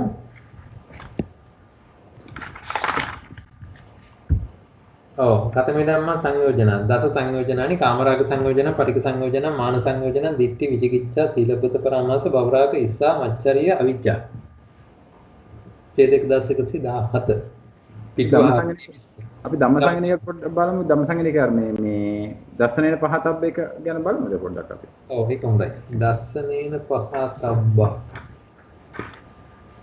දස්සනේන පහතබ්බ තීනි සංයෝජනානි සක්කාය දිට්ඨි විචිකිච්ඡා සීලබ්බත පරාමාසෝ තුන එක හරියි.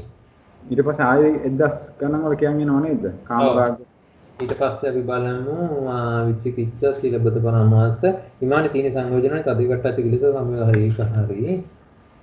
භාවනාය පහතබ්බ අවශේෂා ලෝභෝ දෝසෝ මෝහ තදිකට්ටති කිලිස තං සම්පයුක්තකාච වේදනක්ඛන්தோ විඥානක්ඛන්தோ තං සම්පයුක්ත නෑ හරි ඉස්සාමස්සේරිය තමයි කියලා තියෙන්නේ. 1117 නෑනේ ඒකේ 1117 කියන්නේ නිකේපකාණ්ඩේ ආසව මේකට සම්බන්ධ කොටස නේ කියලා තියෙන්නේ. සමාන. ඒක නෙමෙයි. පහතබ්බ හේතු කවලට කියන්නේ. රසන පහතබ්බ එකේ තමයි කියලා තියෙන්නේ. එතනදී අනිකුත් සියලුම අකුසල එකට ගත්තා මිසක් භාවනාව තුළදී සංයෝජන හැටියට පෙන්වුවේ නැහැ. කියලා නැද්ද එතන? නෑ. භාවනාවේ පහදක්වා හැටියට අරගෙන තියෙන්නේ අවශේෂා ලෝභෝ දෝසෝ මෝහෝ තදේ කට්ටාච කිලේසා තං සම්පයුක්තෝ වේදනක්ඛන්தோ පියලං විඥානක්ඛන්தோ තං සමුත්තානං කායකම්මං වචිකම්මං මනෝකම්මං මේ ධම්මා භාවනාවේ පහතබ්බා. අපි ඡේද 990ත් එක්ක බැලුවොත් නෑ අකුසල කියන නෑ ඒත් එහෙම දක්වන්නේ මේක සංයෝජන විදිහට බෙදලා දක්වපු තැනක් වෙන තිබුණොත් අන්න අපිට සංසන්දනය කරලා බලන්න පුළුවන්. අයි මම හිතන්නේ එහෙම සංසන්දනය කරලා නෑ අතන මේ ධර්ම විතරයි ප්‍රධාන වශයෙන් කියලා තියෙන්නේ. හරි. කොහොමද මේවා මේ විදිහට මමත් ඉදිරිපත් කරන්න දෙක ගලපලම එතකොට යම් කිසි අදහසක් තියෙනවා නම් කෙනෙකුට හෝ එහෙම නැත්නම් අපි කියවලා නැති වෙන සූත්‍රයක් හරි කොතනක හරි මේවට විස්තර තිබුණොත් කරුණාකරලා ඉතින් ඉදිරිපත් කරන්න අපගේ දැන ගැනීම සඳහා මොකද අපිට ත්‍රිපිටකයේ එහෙම පිටින්ම කටපාඩම් කරගන්න අවස්ථාවකුත් නැහැ. එහෙම පුළුවන්කමකුත් නැති වෙයි මං හිතන්නේ. ඉතින් අපි කට්ටිය එක්ක අහුනොත් ඒ දෙක කරගන්නත් පුළුවන්. ඉතින් ඒ නිසා මේ විදිහට දැනුම බෙදාගෙන මේ ගමන යන්න. හරි දැන් ඊළඟට මේ විදිහට සූත්‍රාන්ත ක්‍රමයේ සහ විධර්ම ක්‍රමයේ දක්වලා යෙදෙනවා. හැබැයි දැන් සූත්‍රාන්ත ක්‍රමයේ කියන මට ඕන නම් නමත් වෙනස් කරන්න වෙයි මේකේ මේ ඊදිපත් තිබුණොත්. ඊළඟට මේක නික්කේප කාණ්ඩය අරගෙන බැලුවොත් එතනදී ඡේද 1118 දක්වලා තියෙනවා කාමරාග. දැන් මෙතනදී මම ඊට පස්සේ මේ සංයෝජන එකින් එක විස්තර වෙනවා නික්කේප කාණ්ඩය තුල. ඒක මම ඉස්සෙල්ලා විස්තර කරගෙන ගිහිල්ලා ඊළඟට අදාළ අභිධර්මාර්ථයේ අන්තිමට ගලපන්නම්. දැන් මේ තියෙන අභිධර්ම භාජනීය සංයෝජන 10 හැටියට දක්වපු එකේ පළවෙනි එක කාමරාග සංයෝජනය. එම ධර්මතාවයේ ඡේද 1118 ධර්මසංගණී නික්කේප කාණ්ඩයේ යටතේ විස්තර වෙනවා. එතන විස්තර වෙනවා තත්ත කතමං කාමරාග සංයෝජන යෝ කාමේසු කාමච්ඡන්தோ කාමරාගෝ කාමනන්දී කාමතණ්හා කාමසිනේහෝ කාමපරිලාහෝ කාමමුච්ඡා කාමජ්ජෝසානං ඉදං උච්චති කාමරාග සංයෝජනානං කියලා. සිංහල පැත්ත බැලුවා නම් පස්කම් ගුණෙහි යම් කාම සංඛ්‍යාත ඡන්දයක් කාමරාගයක් කාමනන්දියෙක් කාම තෘෂ්ණායෙක් මේ ආදී වශයෙන් කාමය හා ඇලී ගලී වාසයක් තිබුණා නම් අන්න ඒ දේ කාමරාග සංයෝජනය කියලා කියනවා. මෙතන පස්කම් කුණෙහි කියලා කිව්වේ රූප, ශබ්ද, ගන්ධ, රස, පොට්ටබ්බ කියන ධර්මතා කෙරෙහි අපගේ යම් චන්ද්‍රාගය කියන එක.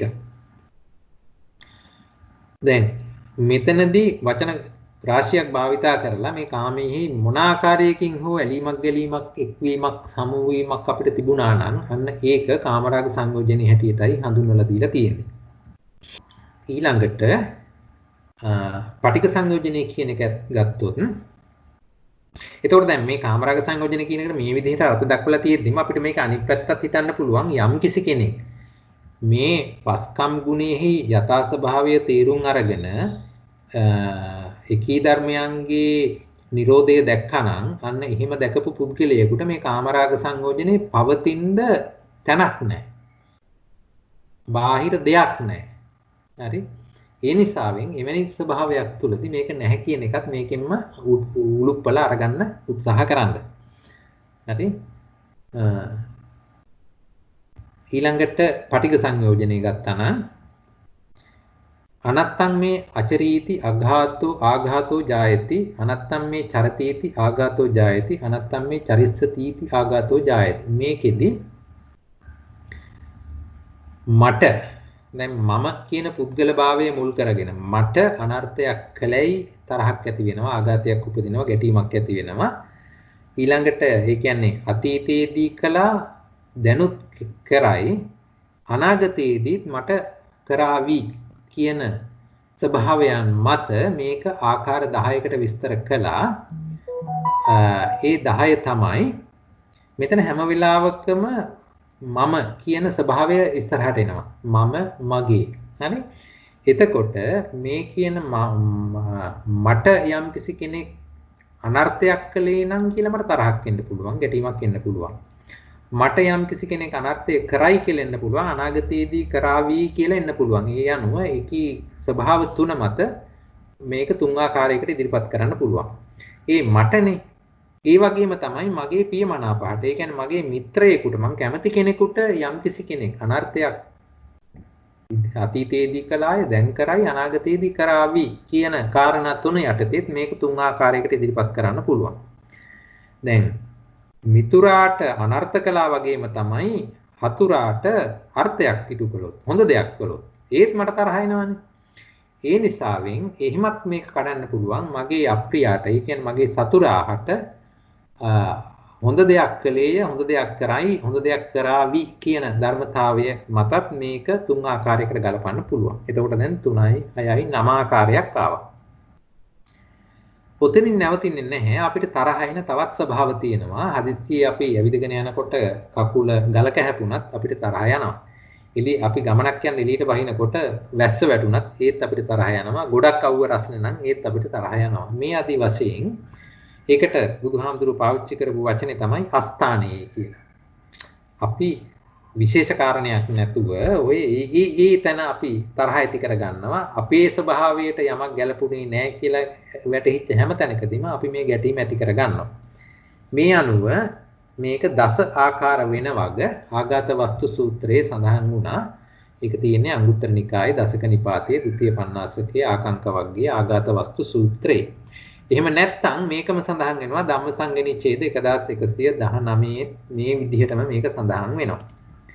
දැන් මේ විදිහට දස ආකාරයකට ඇතිවන ගැටීම හරි ඒ කියන්නේ මෙබඳු වූ චිත්තයාගේ ආඝාතයක් ප්‍රතිඝාතයේ ප්‍රතිග්‍රහයේ ප්‍රතිවිරෝධේ කෝපේ ප්‍රකෝපේ මේ විදිහට වචන රාශියකින් ඉදිරිපත් කරලා පෙන්නනවා මේ විදිහට ඇතිවන්නා වූ තරහක් ද්වේෂ බවක් තියෙනවා නම් අන්න ඒ ස්වභාවය තමයි මේ පටිඝ සංයෝජනය කියලා ඉදිරිපත් කරලා තියෙන්නේ. මෙතන වචන රාශියක් ඉදිරිපත් කරලා තියෙනවා. මොකද අපිට ඒ තරමටම තරහ යනවා. ඒ හැම එකක්ම ආත්පස ආවරණය කරන්න ඕන නිසා ගොඩාක් වචන මේකට යොදලා ඒ කොයි ආකාරයකින් හරි අපි අරමුණ සමග ගැටීමක් ඇති කරගත්තා නම් අන්න එතනදී මංගල් මහත්මයා විසන්දි වුණා මදකට නේද?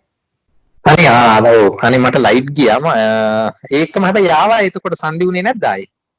අනේ සන්දි වුණා. කොටසක් අපිට ඇහෙන්නේ නැතුව ගියා. හරි. දැන් දස ආඝාත වස්තු යටතේ ඒක ආකාර 10 වෙන හැටි තේරුණාද? ඒක ඇහුණාද?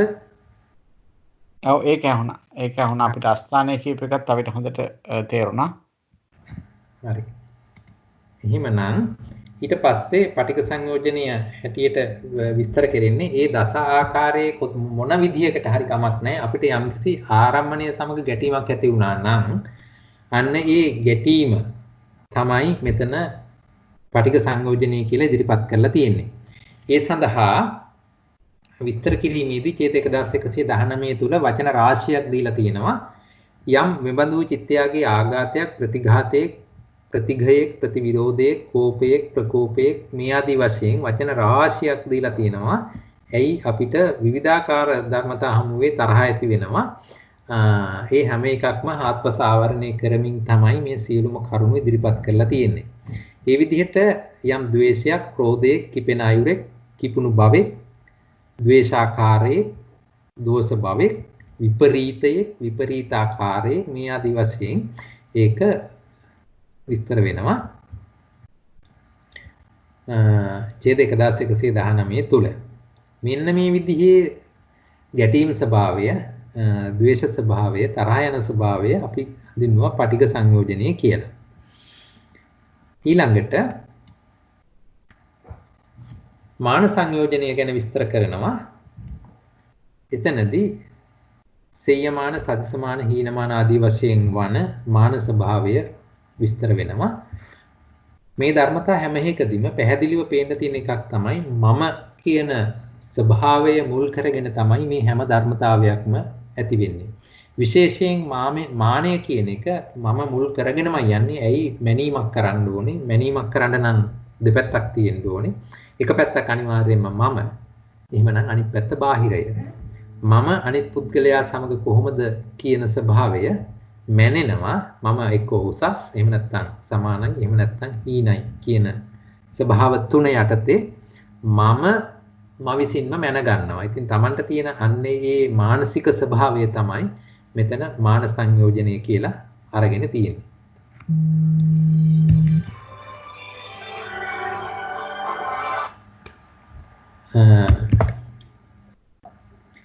ඊළඟට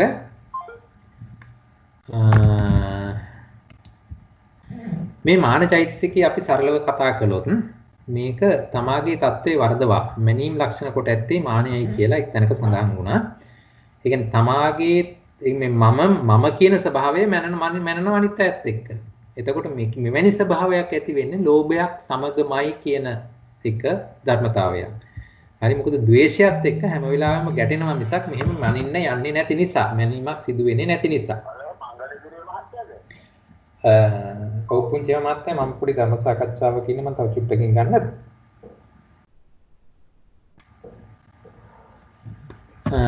ඒ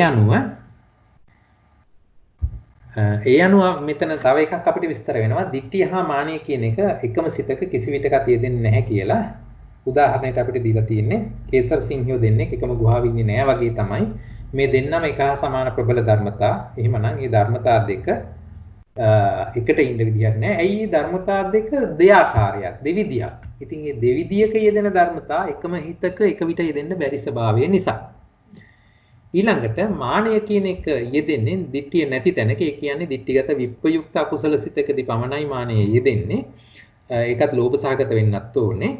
එහෙමනම් එහෙම යෙදීමත් මේක අනියත යෝගී ධර්මතාවයක් හැටියට අපි ඉගෙන ගත්තා පළවෙනි වසරේදී. ඒ කියන්නේ හැම දිට්ඨිගත විප්පයුක්ත ලෝභසිතකම මානය යෙදෙනවයි කියලා නියතයක් නැහැ. අර මැනීම් ස්වභාවයේ ඉදිරිපත් වෙන අවස්ථාවකදී විතරක් මාන ධර්මතාවය එවැනි සිතක යෙදෙන්න පුළුවන් කියන එක. දැන් ඊළඟට ප්‍රශ්නයක් එනවා, එහෙනම් මේ මාන්නයයි සීලානුස්සති වාගේ ධර්මතා සලකනකොට ඒකයි එකක්ද කියලා. හරි? එතනදී මට තේරෙන විදිහට මේක විස්තර කළොත් මෙහෙමයි. මානය කියන එක හැම වෙලාවකම තමන් මුල් කරගෙන තමන්ව විඳින ස්වභාවයයි. ඒක මෝහ මූලයි. ඒක ඉතින් අකුසලම තමයි. එතනදී ඉතින් මනින්නට දෙකක් ඕනේ. එතකොට මම කියන ස්වභාවය තුල ගිලා බැහැගෙන ඉඳගෙනම තමයි බාහිරින් මනින්න යන්නේ. ඒ අනුව තමයි මම උසස්ව පහත් වූ හැටියට ගලපන්න පුළුවන් වෙන්නේ. එතකොට ඒක අකුසලයි. හැබැයි තමා විසින් ප්‍රගුණ කරන වර්ධනය කරන භාවිතෝ බහුලීකృత වශයෙන් වර්ධනය කරගත්තු ගුණ ධර්ම ගැන තමන් ප්‍රත්‍යවේක්ෂා කරන්න. එහෙම ප්‍රත්‍යවේක්ෂා කරන්න කියලා තියෙනවනේ කාලෙන් කාලෙට. එහෙම ප්‍රත්‍යවේක්ෂා කරනකොට තමන්ට මොකද වෙන්නේ? දැන් උදාහරණයක්. තමන් රැකි සීලය. මම මෙච්චර කල් මෙච්චර හොඳට සීලය රැක්කා කියලා කිව්වොත් එතනදී තමන්ට සතුටක් ඇති වෙනවා. ප්‍රමුදිත බව. ඒ නිසා ප්‍රමුදිත බව ඇති වුණාම කුසල ධර්මයේ ඉස්සරහට යන්න පුළුවන් ආකාරයේ බොහෝ සූත්‍රවල ඉතා ලස්සනට දක්වලා තියෙනවා. එහෙමනම් මේ විදිහට සීකරන එක කුසලයි. එතන කිසි වෙලාවක සිද්ධ වෙන්නේ නැහනේ මම අරයට වඩා සිල්වත් කියලා නෙමෙයිනේ හිතන්නේ. මේ අනුන් එක්ක ගැටලුවක් නෙමෙයි එතන තියෙන්නේ. මම ප්‍රත්‍යවේක්ෂා කරනවා මම රැකි මෙතෙක් ಗುಣධර්ම වඩලා මම රැක්ක සීලය කොයිතරම් පිරිසිදුද කියලා තමා ගැන ඒ ගැන හිතා ගන්න දෙයක්. හරි තමාගේ ಗುಣධර්ම ගැන ප්‍රත්‍යවේක්ෂා. එවැනි දෙයක් මානයත් එක්ක මේ පටල ගන්න එපා. ඒක මානය නෙමෙයි. එම ස්වභාවය එවැනි ප්‍රත්‍යවේක්ෂාවක් පැහැදිලිවම කුසලයි. මොකද එතනින් ඇති වෙන්නේ ප්‍රමුදිත බව. හරි එතකොට ඊළඟට ප්‍රීතිය ඇති වෙයි. ඒ ආදි වශයෙන් මේ ධර්මතාව තුළ ඉදිරියට යන්න පුළුවන් වෙයි. ඒකත් පැහැදිලිව තේරුම් ගත යුතු තැන. හරි ඊළඟට මානයේ බෙදීම් ගැන කතා කරද්දී අපි දන්නවා සෙය්‍යමාන, සදිසමාන, හීනමාන කියලා. ඊළඟට ඒකත් තුනට බෙදුවා. සෙය්‍යමාන, සෙය්‍ය සදිසමාන, සෙය්‍ය හීනමාන ආදී වශයෙන් නව ආකාර වූ මානයේ බෙදීම් ගැන අපි පළවෙනි වසරේදී කතා කළා. ඒ විදිහට තමයි මේ මානය ගැන මෙතනදී අපිට මතක් කරගන්න තියෙන්නේ.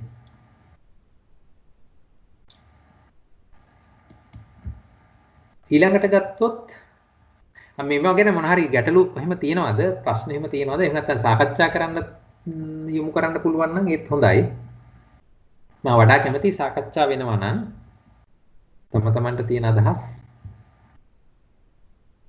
හරි ඊට පස්සේ දිට්ඨි සංයෝජනයේ ගත්තා නම්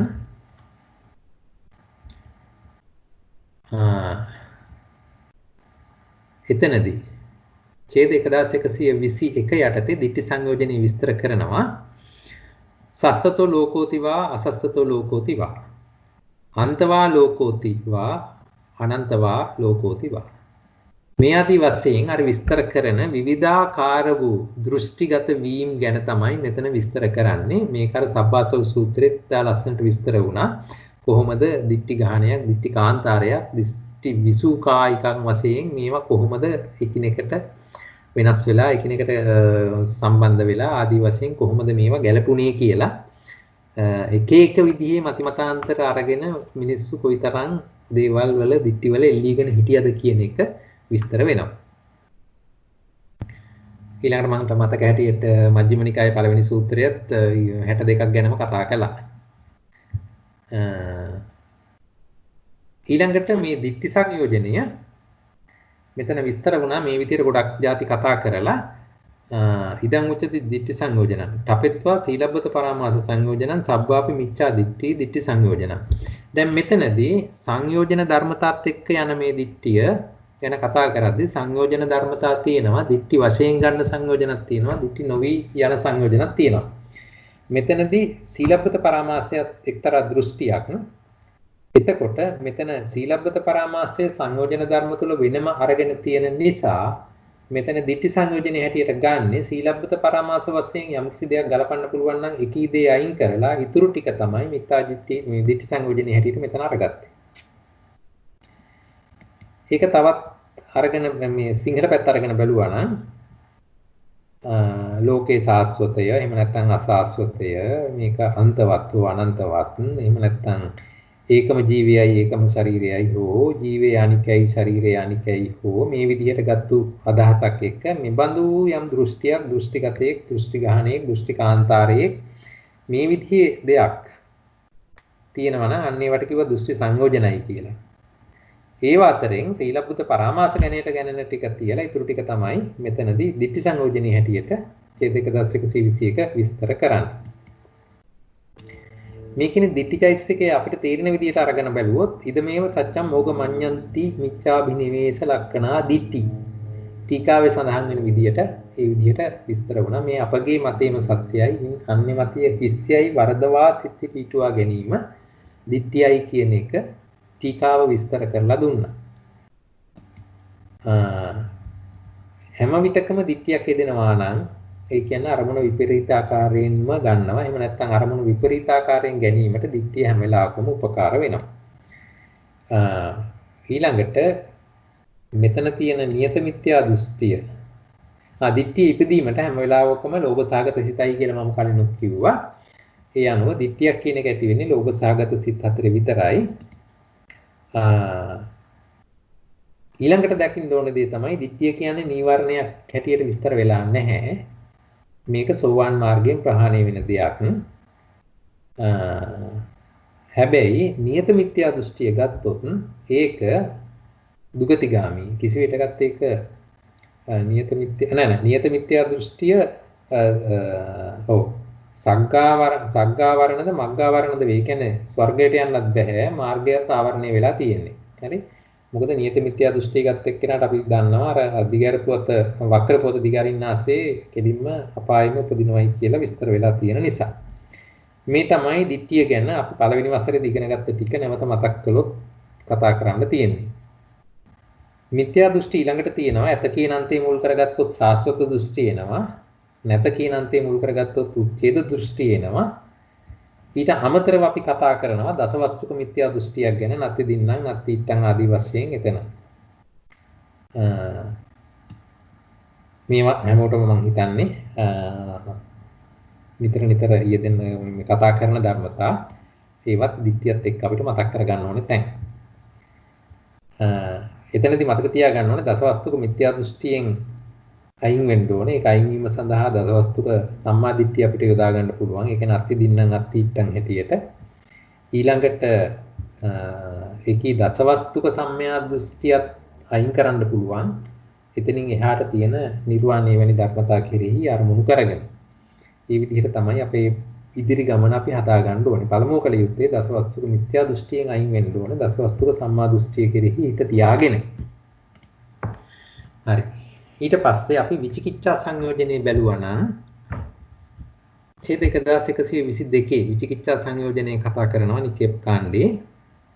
සත්තරි කංකති ධම්මේ කංකති ශාස්ත්‍රෝන් කෙරෙහි සැකයක් ඇති වෙනවා, ධර්මයේ කෙරෙහි සැකයක් ඇති කරනවා, සංඝයා කෙරෙහි සැකයක් ඇති කරගන්නවා, තමා දන්න ශික්ෂාව කෙරෙහි සැකය ඇති. මේ විදිහට පුබ්බන්තේ කංකති විචිකිච්ඡති, අපරන්තේ කංකති විචිකිච්ඡති, පුබ්බන්තා අපරන්තේ කංකති විචිකිච්ඡති, ඉදප්පච්චේතා පටිච්ච සමුප්පන්නේසු ධම්මේසු කංකති විචිකිච්ඡති ආදී වශයෙන් අපිට සැක ඇති කරගන්න තැන් 8ක් ගැන විස්තර වුණා. යා ඒව රූපා කංකා කංකායන කංකායිතත්තං විමති විතිකිච්ඡා ද්වේධකං ද්වේ ධාපත මේ ආදී වශයෙන් මේක කතා කරලා මේ දෙපැත්තට වැනෙන්න මේක මේ සැක ඇති කරගන්න ස්වභාවය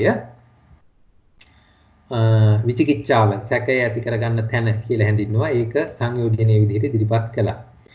සිංහල පැත්තේ විචිකිච්ඡා සංයෝජනයේ කතා කරනකොට ශාස්ත්‍රුන් වහන්සේ කෙරෙහි සැක කෙරෙහි විචිකිච්ඡා කෙරෙහි. දැන් මේක තමයි අපි දැක්කේ පස්වග මහණුන් පළවෙනි වතාවට බුදුරජාණන් වහන්සේ දකින්න ක්ෂණයේ ඔවුන් ඇති කරගත්තේ මේ ශාස්ත්‍රුත්වයේ කෙරෙහි සැකයක් තමයි ඇති කරගත්තේ.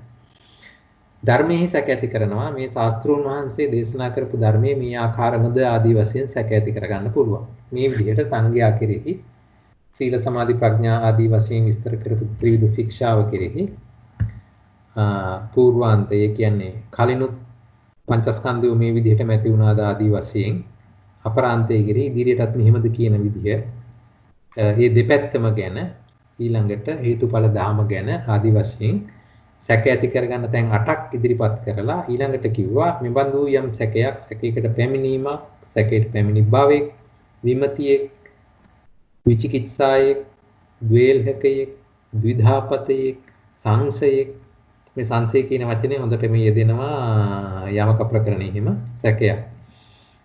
අනේකාන්ත ග්‍රාහයේ පසුබැසීමේ ආත්පසින් පසුබැසීමේ මේ ආදී වශයෙන් විස්තර කරලා ඒක විචිකිච්ඡා සංයෝජනය කියලා ඉදිරිපත් කළා. මේක අපි චුට්ටක් බැලුවොත් විචිකිච්ඡාව කියන එක අරමුණු නිශ්චය කර ගැනීමෙහි අසමර්ථතාවයෙන් පිළියම් කළ නොහැකි රෝගයක් මෙන් දුස්සයාද්ද වූ සැක කිරීම ලක්ෂණ කොට ඇති ධර්මයක්. දැන් අර අපි ලෙඩෙක් ස්පිරිතාලයට ඇතුල් කළොත් ඒකට නිවැරදිව දොස්තර මහත්තුරු දන්න පුතේ තිබිච්ච විදිහටම ආපු ගලප ගන්න බැරි තැනක් වුණොත් අපි දන්නවා අපිට කියලා දෙනවා මේක විස බීජයක් ගිහිල්ලා කියලා. දොස්තර මහත්තයා දන්නෙත් නැහැ මොකද්ද විස බීජ කියලා. ඒකේ ක්‍රියාකාරීත්වය දන්නෙත් නැහැ. හැබැයි ඉතින් අපිත් හා කියලා එනවා. මොකද ඊට එහා අපිට කරගන්න දෙයක් නැති නිසා. ඒ වගේ අර අරමුණ හරියටම නිශ්චය කරගන්න බැරි මේ සැක කිරීම ලක්ෂණ කොට ඇති ධර්මයක් තමයි විචිකිච්ඡාව කියන්නේ. ඊළඟට මේ විචිකිච්ඡාව දෙආකාර බවක් මතක තියාගන්න ඕනේ. එකක් තියෙනවා නීවරණ විචිකිච්ඡාව. ඒක තමයි මෙතනදී අපි ගත්තේ බුද්ධ ආදී අටතැන පිළිබඳ සැකය. ඒක තමයි කලින් ස්ලයිඩ් එකේ ඉදිරිපත් කළේ. ඊට අමතරව තියෙනවා ප්‍රතිරූපක විචිකිච්ඡාව කියලා තව ධර්මතාවයක්. ඒක කියන්නේ සර්වඥ වූ අන්‍යයන්ට මේ මොකද්ද ආදි වශයෙන් තමන්ට තේරුම් යන්නේ නැති ධර්මතා කෙරෙහි අපි ප්‍රශ්න කරනවා. එතකොට ඒක මෙතන තියෙන මේ විචිකිච්ඡාවනේ. දැන් උදාහරණයක් හිට වහිද කියන ධර්ම ස්වභාවය මට ඒක සැකයක් නේ මගේ. නමුත් එවැනි දේ නෙමෙයි මෙතන අපි විචිකිච්ඡා සංයෝජනයේ හැටියට ගන්නෙ. ඒ එවැනි සුළු ධර්මතා අපි සලකන්නේ ප්‍රතිරූපක විචිකිච්ඡාව හැටියට. හොඳයි. ඊළඟට සීලබ්බත පරාමාස සංයෝජනයේ 1123 තත්තකතමන් සීලබ්බත පරාමාස සංයෝජනං හිතෝ බහිද්දා සමන බ්‍රාහ්මණං සීලේන සුද්ධි වතේන සුද්ධි සීලබ්බතේන සුද්ධීතියා ඒව රූපා දිට්ඨිගතං දිට්ඨි ගහන මේ ආදි වශයෙන් විස්තර කරනවා. සිංහල ඡේදය ආරම්භ බැලුවොත් මේ සස්නෙන් බැහැර මහාන බමුණන්ගේ සීලයෙන් ශුද්ධිය පුතයෙන් සුද්ධිය යයි මෙබඳු දෘෂ්ටියක් දෘෂ්ටිගතයේ දෘෂ්ටි ගහණේ දෘෂ්ටිකාන්තාරයේ මේ ආදී වශයෙන් යම් කිසි දෘෂ්ටියකටපත් වීමක් තියෙනවා නම් අන්න ඒක කිව්ව සීලබ්බත පරාමාසයයි කියලා. සරලව කිව්වොත් අපි මේ බුදුරජාණන් වහන්සේ දේශනා කරලා තියෙන මේ කියන ප්‍රතිපදාව හැර වෙනත් ප්‍රතිපදාවන් කරපින්නාගෙන ඒ මස්තේ පිළිපදින පුද්ගලයන් සතු එවැනි ධර්මතා හරි කියලා පිළිගන්න ස්වභාවය තමයි සීලබ්බත පරාමාසය කියලා කිව්වේ. දැන් කෙනෙක්ට ප්‍රශ්නයක් වෙනවා එහෙමනම් අපි ඇත්තටම බුදුහාමුදුරුවෝ පිළිගෙන බුදුහාමුදුරුවෝ එක්ක මේ කියන දේ පිළිගරගෙන ඉන්නවා නේද කියලා. එහෙනම් අපි තුල සීලබ්බත පරාමාස සංයෝජනේ නැද්ද කියලා. හරි දැන් කෙනෙක්ගෙන් අහුවොත් අනිවාර්යෙන් කියනවා නෑ නෑ අපි නම් පිළිගන්නේ මේකම තමයි කියලා. නමුත් අපේ ක්‍රියාව තුළ ඒක පේනවද සිද්ධ වෙනවද කියන එක තම තමන් පොඩ්ඩක් හිතලා බැලුවොත් විමර්ශනය කළොත් මේ ස්වභාවය හරියට තේරුම් ගන්න පුළුවන් වෙයි. මොකද සීලබ්බත පරාමාස අපිට නැත්තම් අපි සෝවාන් වල එක ධර්මතාවයක් නෙමෙයි සෝවාන් වීමේ. එහෙමනම් අපි සෝවාන් වෙන්න ඕනේ. ඉතින් අපි සීලබ්බත පරාමාසයක් අපිට නැහැ කියලා කිව්ව පමණින් අපේ ක්‍රියාව තුළ ඒක නියෝජනය වෙලා තියෙනවද? එහෙම නැත්නම් අපගේ సంతානය තුල එක කිඳා බහැලා තියෙනවද? මේ ධර්මතාවය යෙදිලා තියෙනවද කියන එක හැමෝම හිතන්න ඕන තැනක්. ඊළඟට භවරාග සංයෝජනය කියන එක රූප අරූප භවයන්හි යම් චන්දරාගයක් තියෙනවා නම් ඒ කියන්නේ මේ රූපාරූප භවයන්ට යකු ඇලෙන ස්වභාවයේ යම් කිසි ඡන්දයක් කැමැත්තක් තියෙනවා නම් අන්න ඒ භව තෘෂ්ණාවට කිව්වා භවරාග සංයෝජනේ කියලා. මොකද අපිට ප්‍රබලව දැනෙන්නේ කාමරාග සංයෝජනේ. යම් කිසි කෙනෙක් විවිච්ඡේව කාමයේ විවිච්ඡේව කුසලයේ ධම්මේ ආදී වශයෙන් හිතලා මේ ප්‍රතිපදා රැකලා රූපාරූප භවයන්ටපත් වුනහම එතකොට එතන කාමරාග සංයෝජනේ ඉන්නේ නැහැ. මොකද එයා කාමයන්ගෙන් බැහැරවන එතෙන්ට ගියේ. හැබැයි ඊළඟට යාට සිද්ධ වෙනවා එතන තියෙන ස්වභාවයෙහි ඇලෙන්න. අන්න ඒ ඇලෙන ඒක ස්වභාවය තමයි එතනදී ඉස්මතු වෙන්නේ. ඒ නිසා තමයි ඒක එතෙන්ට එනවයි කියලා භවරාග සංයෝජනේ හැටියට පෙන්වන්නේ. එසේ නොවැත්තේ නම් භවයට ඇලෙන ස්වභාවයේ කාම ලෝකේ නැතුවා නෙමෙයි එතනක් තියෙනවා. නමුත් ඊට වඩා ප්‍රබලව කාමරාග සංයෝජනේ එතනදී ඉදිරිපත් වෙනවා. ඒ නිසා ඒක ප්‍රබල නිසා ඒක එතනදී දැක්වුවා භවරාග සංයෝජනේ රූපාරූප භවයන්හි ප්‍රබලව දැක්වෙන නිසා එතෙන්ට යොමු කරලා පෙන්වනවා. ඊළඟට ඊර්ෂ්‍යාව ඉස්සාව කියන එක ඇත්තටම ධම්මසංගණියත් මට මතක විදියට ආවේ යේවාපනක යටතේ තත්තකතමං ඉස්සා සංයෝජන යාපන ලාභ සක්කාර ගරුකාර මානන වන්දන පූජනාසු ඉස්සා ඉස්සායනා ඉස්සායි තත්තං උසූයා උසූයනා උසූයි තත්තං ඉදං උච්චති ඉස්සා සංයෝජන මෙරමා පිළිබඳ ඒ කියන්නේ හැම වෙලාවකම ඊර්ෂ්‍යාවක් අපිට අඟ ඇති වෙනවා නම් ඒකේ අරමුණ හැම වෙලාවකම බාහිර ධර්මයක්.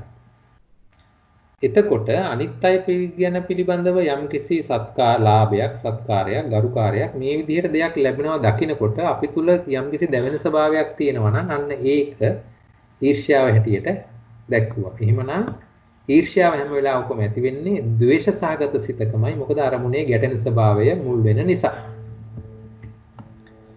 එවැනි ස්වභාවයක් සංයෝජන මට්ටමටම තියෙනවායි කියනවා. ඒ අනුව තමයි ඉස්සා සංයෝජනේ මෙතනදී ඉදිරිපත් කරලා තියෙන්නේ. මෙතනදී හැම වෙලාවකම අනුන්ගේ සම්පත් යස ඉසුරු ආදී නුරුස්නා ස්වභාවයයි සිත දවන සවන ස්වභාවයක් තියෙනවා. බාහිර సంతානෙම අරමුණු කර උපදින ධර්මයක්. අනුන්ට ලැබෙන ලාභ සත්කාර ගරුකාර මානන කිව්වේ මනසින් ප්‍රිය කිරීම. දැන් කවුරු හරි කෙනෙක් අනේ මේක තව කෙනෙක් එක්ක කතා කරනකොට මම නම් එයාට හරි කැමතියි කිව්වත් ඒත් මා තුළ ඊර්ෂ්‍යාව ඇති වෙන්න ඒක හේතු වෙනවා. වන්දන කියන්නේ අංගපසක පිහිටුවා වඳිනවා දැක්කොත් අන්න එතනත් Tamanට තරහ උපදවා ගත්ත ඊර්ෂ්‍යාව ඇති කරගත්ත තැනක් වුණා. පූජනා කියලා කිව්වා මල්ගඳ ආදී පිදීම කියන අර්ථකථන තමයි පොතේ දීලා තිබුණේ. මේ විදිහට තමයි ඊර්ෂ්‍යාව යෙදෙන්නේ. මේක සංයෝජන ධර්මයක් තරමටම ප්‍රබලයි. දැන් ඊර්ෂ්‍යාව ඇති විට අනුන්ගේ සැපතෙහි නම් අපිට දුකක් ඇති වෙනවා. අනුන්ගේ දුකෙහි යා විපතෙදි නම් අපිට සතුටක් ඇති වෙනවා. සැප විඳින්නන් දැක ඔවුන්ට නිନ୍ଦා අපහාස කරනවා. ගුණවතුන් දැකලා ಗುಣමකා නුගුණම කතා කරනවා. ලැබෙන්නට යන සම්පත් නොලැබෙලිවායි පතනවා. මේ ආදී ධර්මතාවයක් තමයි අපිට ඊර්ෂ්‍යාව ඇති විට සිදු වෙන්නේ. හරි? එහෙමනම් වෙන විදිහට කිව්වොත් යම් කිසි කෙනෙකුට මෙවැනි ස්වභාවයක් සිතේ ඇති වුණා නම් මතක තියාගන්න ඕනේ. ඒ කියන්නේ මට ඊර්ෂ්‍යාව ඇති වෙලා තියෙනවායි කියලා. මොකද අපි හිතන් ඉන්නවනේ අපිට ඊර්ෂ්‍යාව ඇති වෙන්නේ නැහැ කියලා. එහෙමනම් මෙවැනි ස්වභාවය ඇති වුණා නම් ඒ කියන්නේ ඊර්ෂ්‍යාව Taman තුළ රජ කරමින් ඉන්නවා කියන එක.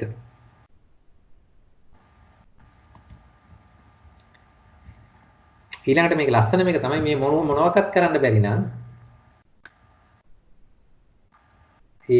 ඔහුට ලැබිච්ච ඒ දේවල් ඉතා සුළුයි. හෝ එහෙම නැත්නම් ඔහුගේ හෝ නුගුණයක් හෝ මොකක් හරි කියලා එහෙම බැරි වුණොත් අඩු ගානේ ඔය කොයි එකත් අනිච්චයිනේ කියලා හෝ තමාගේ අර ගැටීම් ස්වභාවය ඉදිරිපත් කරනවා.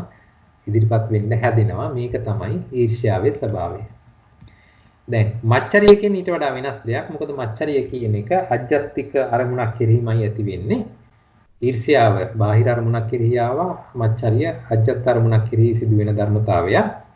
එතනදී විස්තර වෙනවා ඡේදාංක 1126 දී මච්චරිය ධර්ම පහක් ගැන. ආවාස මච්චරිය, කුල මච්චරිය, ලාභ මච්චරිය, වන්න මච්චරිය, ධම්ම මච්චරිය කියලා මෙවැනි ධර්මතා ගැන යම්කිසි මසුරු බවක් ඇති වෙනවා නම් ඒක මේ කියන මාත්සාරය සංයෝජනය කියලා සඳහන් කළා.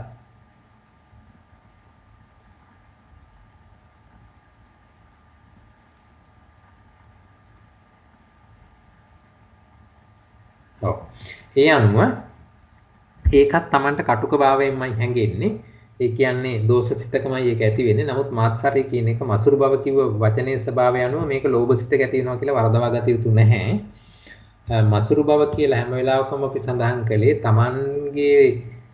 තමන් සත්තු දේ අනුන් හා සාධාරණ වෙනවාට ඇති අකමැත්ත. ඒකනේ කවුද අපේ කොට හොඳම චරිතය අදින්න පුබ්බකතුමා තමාගේ පුතාව අගුපිලට තියලා තිබ්බේ කෙනේ ගෙදරට ඇවිල්ලා මගේ දේ මෙච්චර තියනවා කියලා චුට්ටක් හරි ඉල්ලුවොත් ඒක දෙන්න වෙනවා. එහෙම දෙන්න වුණොත් එතකොට ඒක මට විතරයි අනිත් අයට ඒක අදාළ නැහැ කියන ස්වභාවය හිටපු නිසා.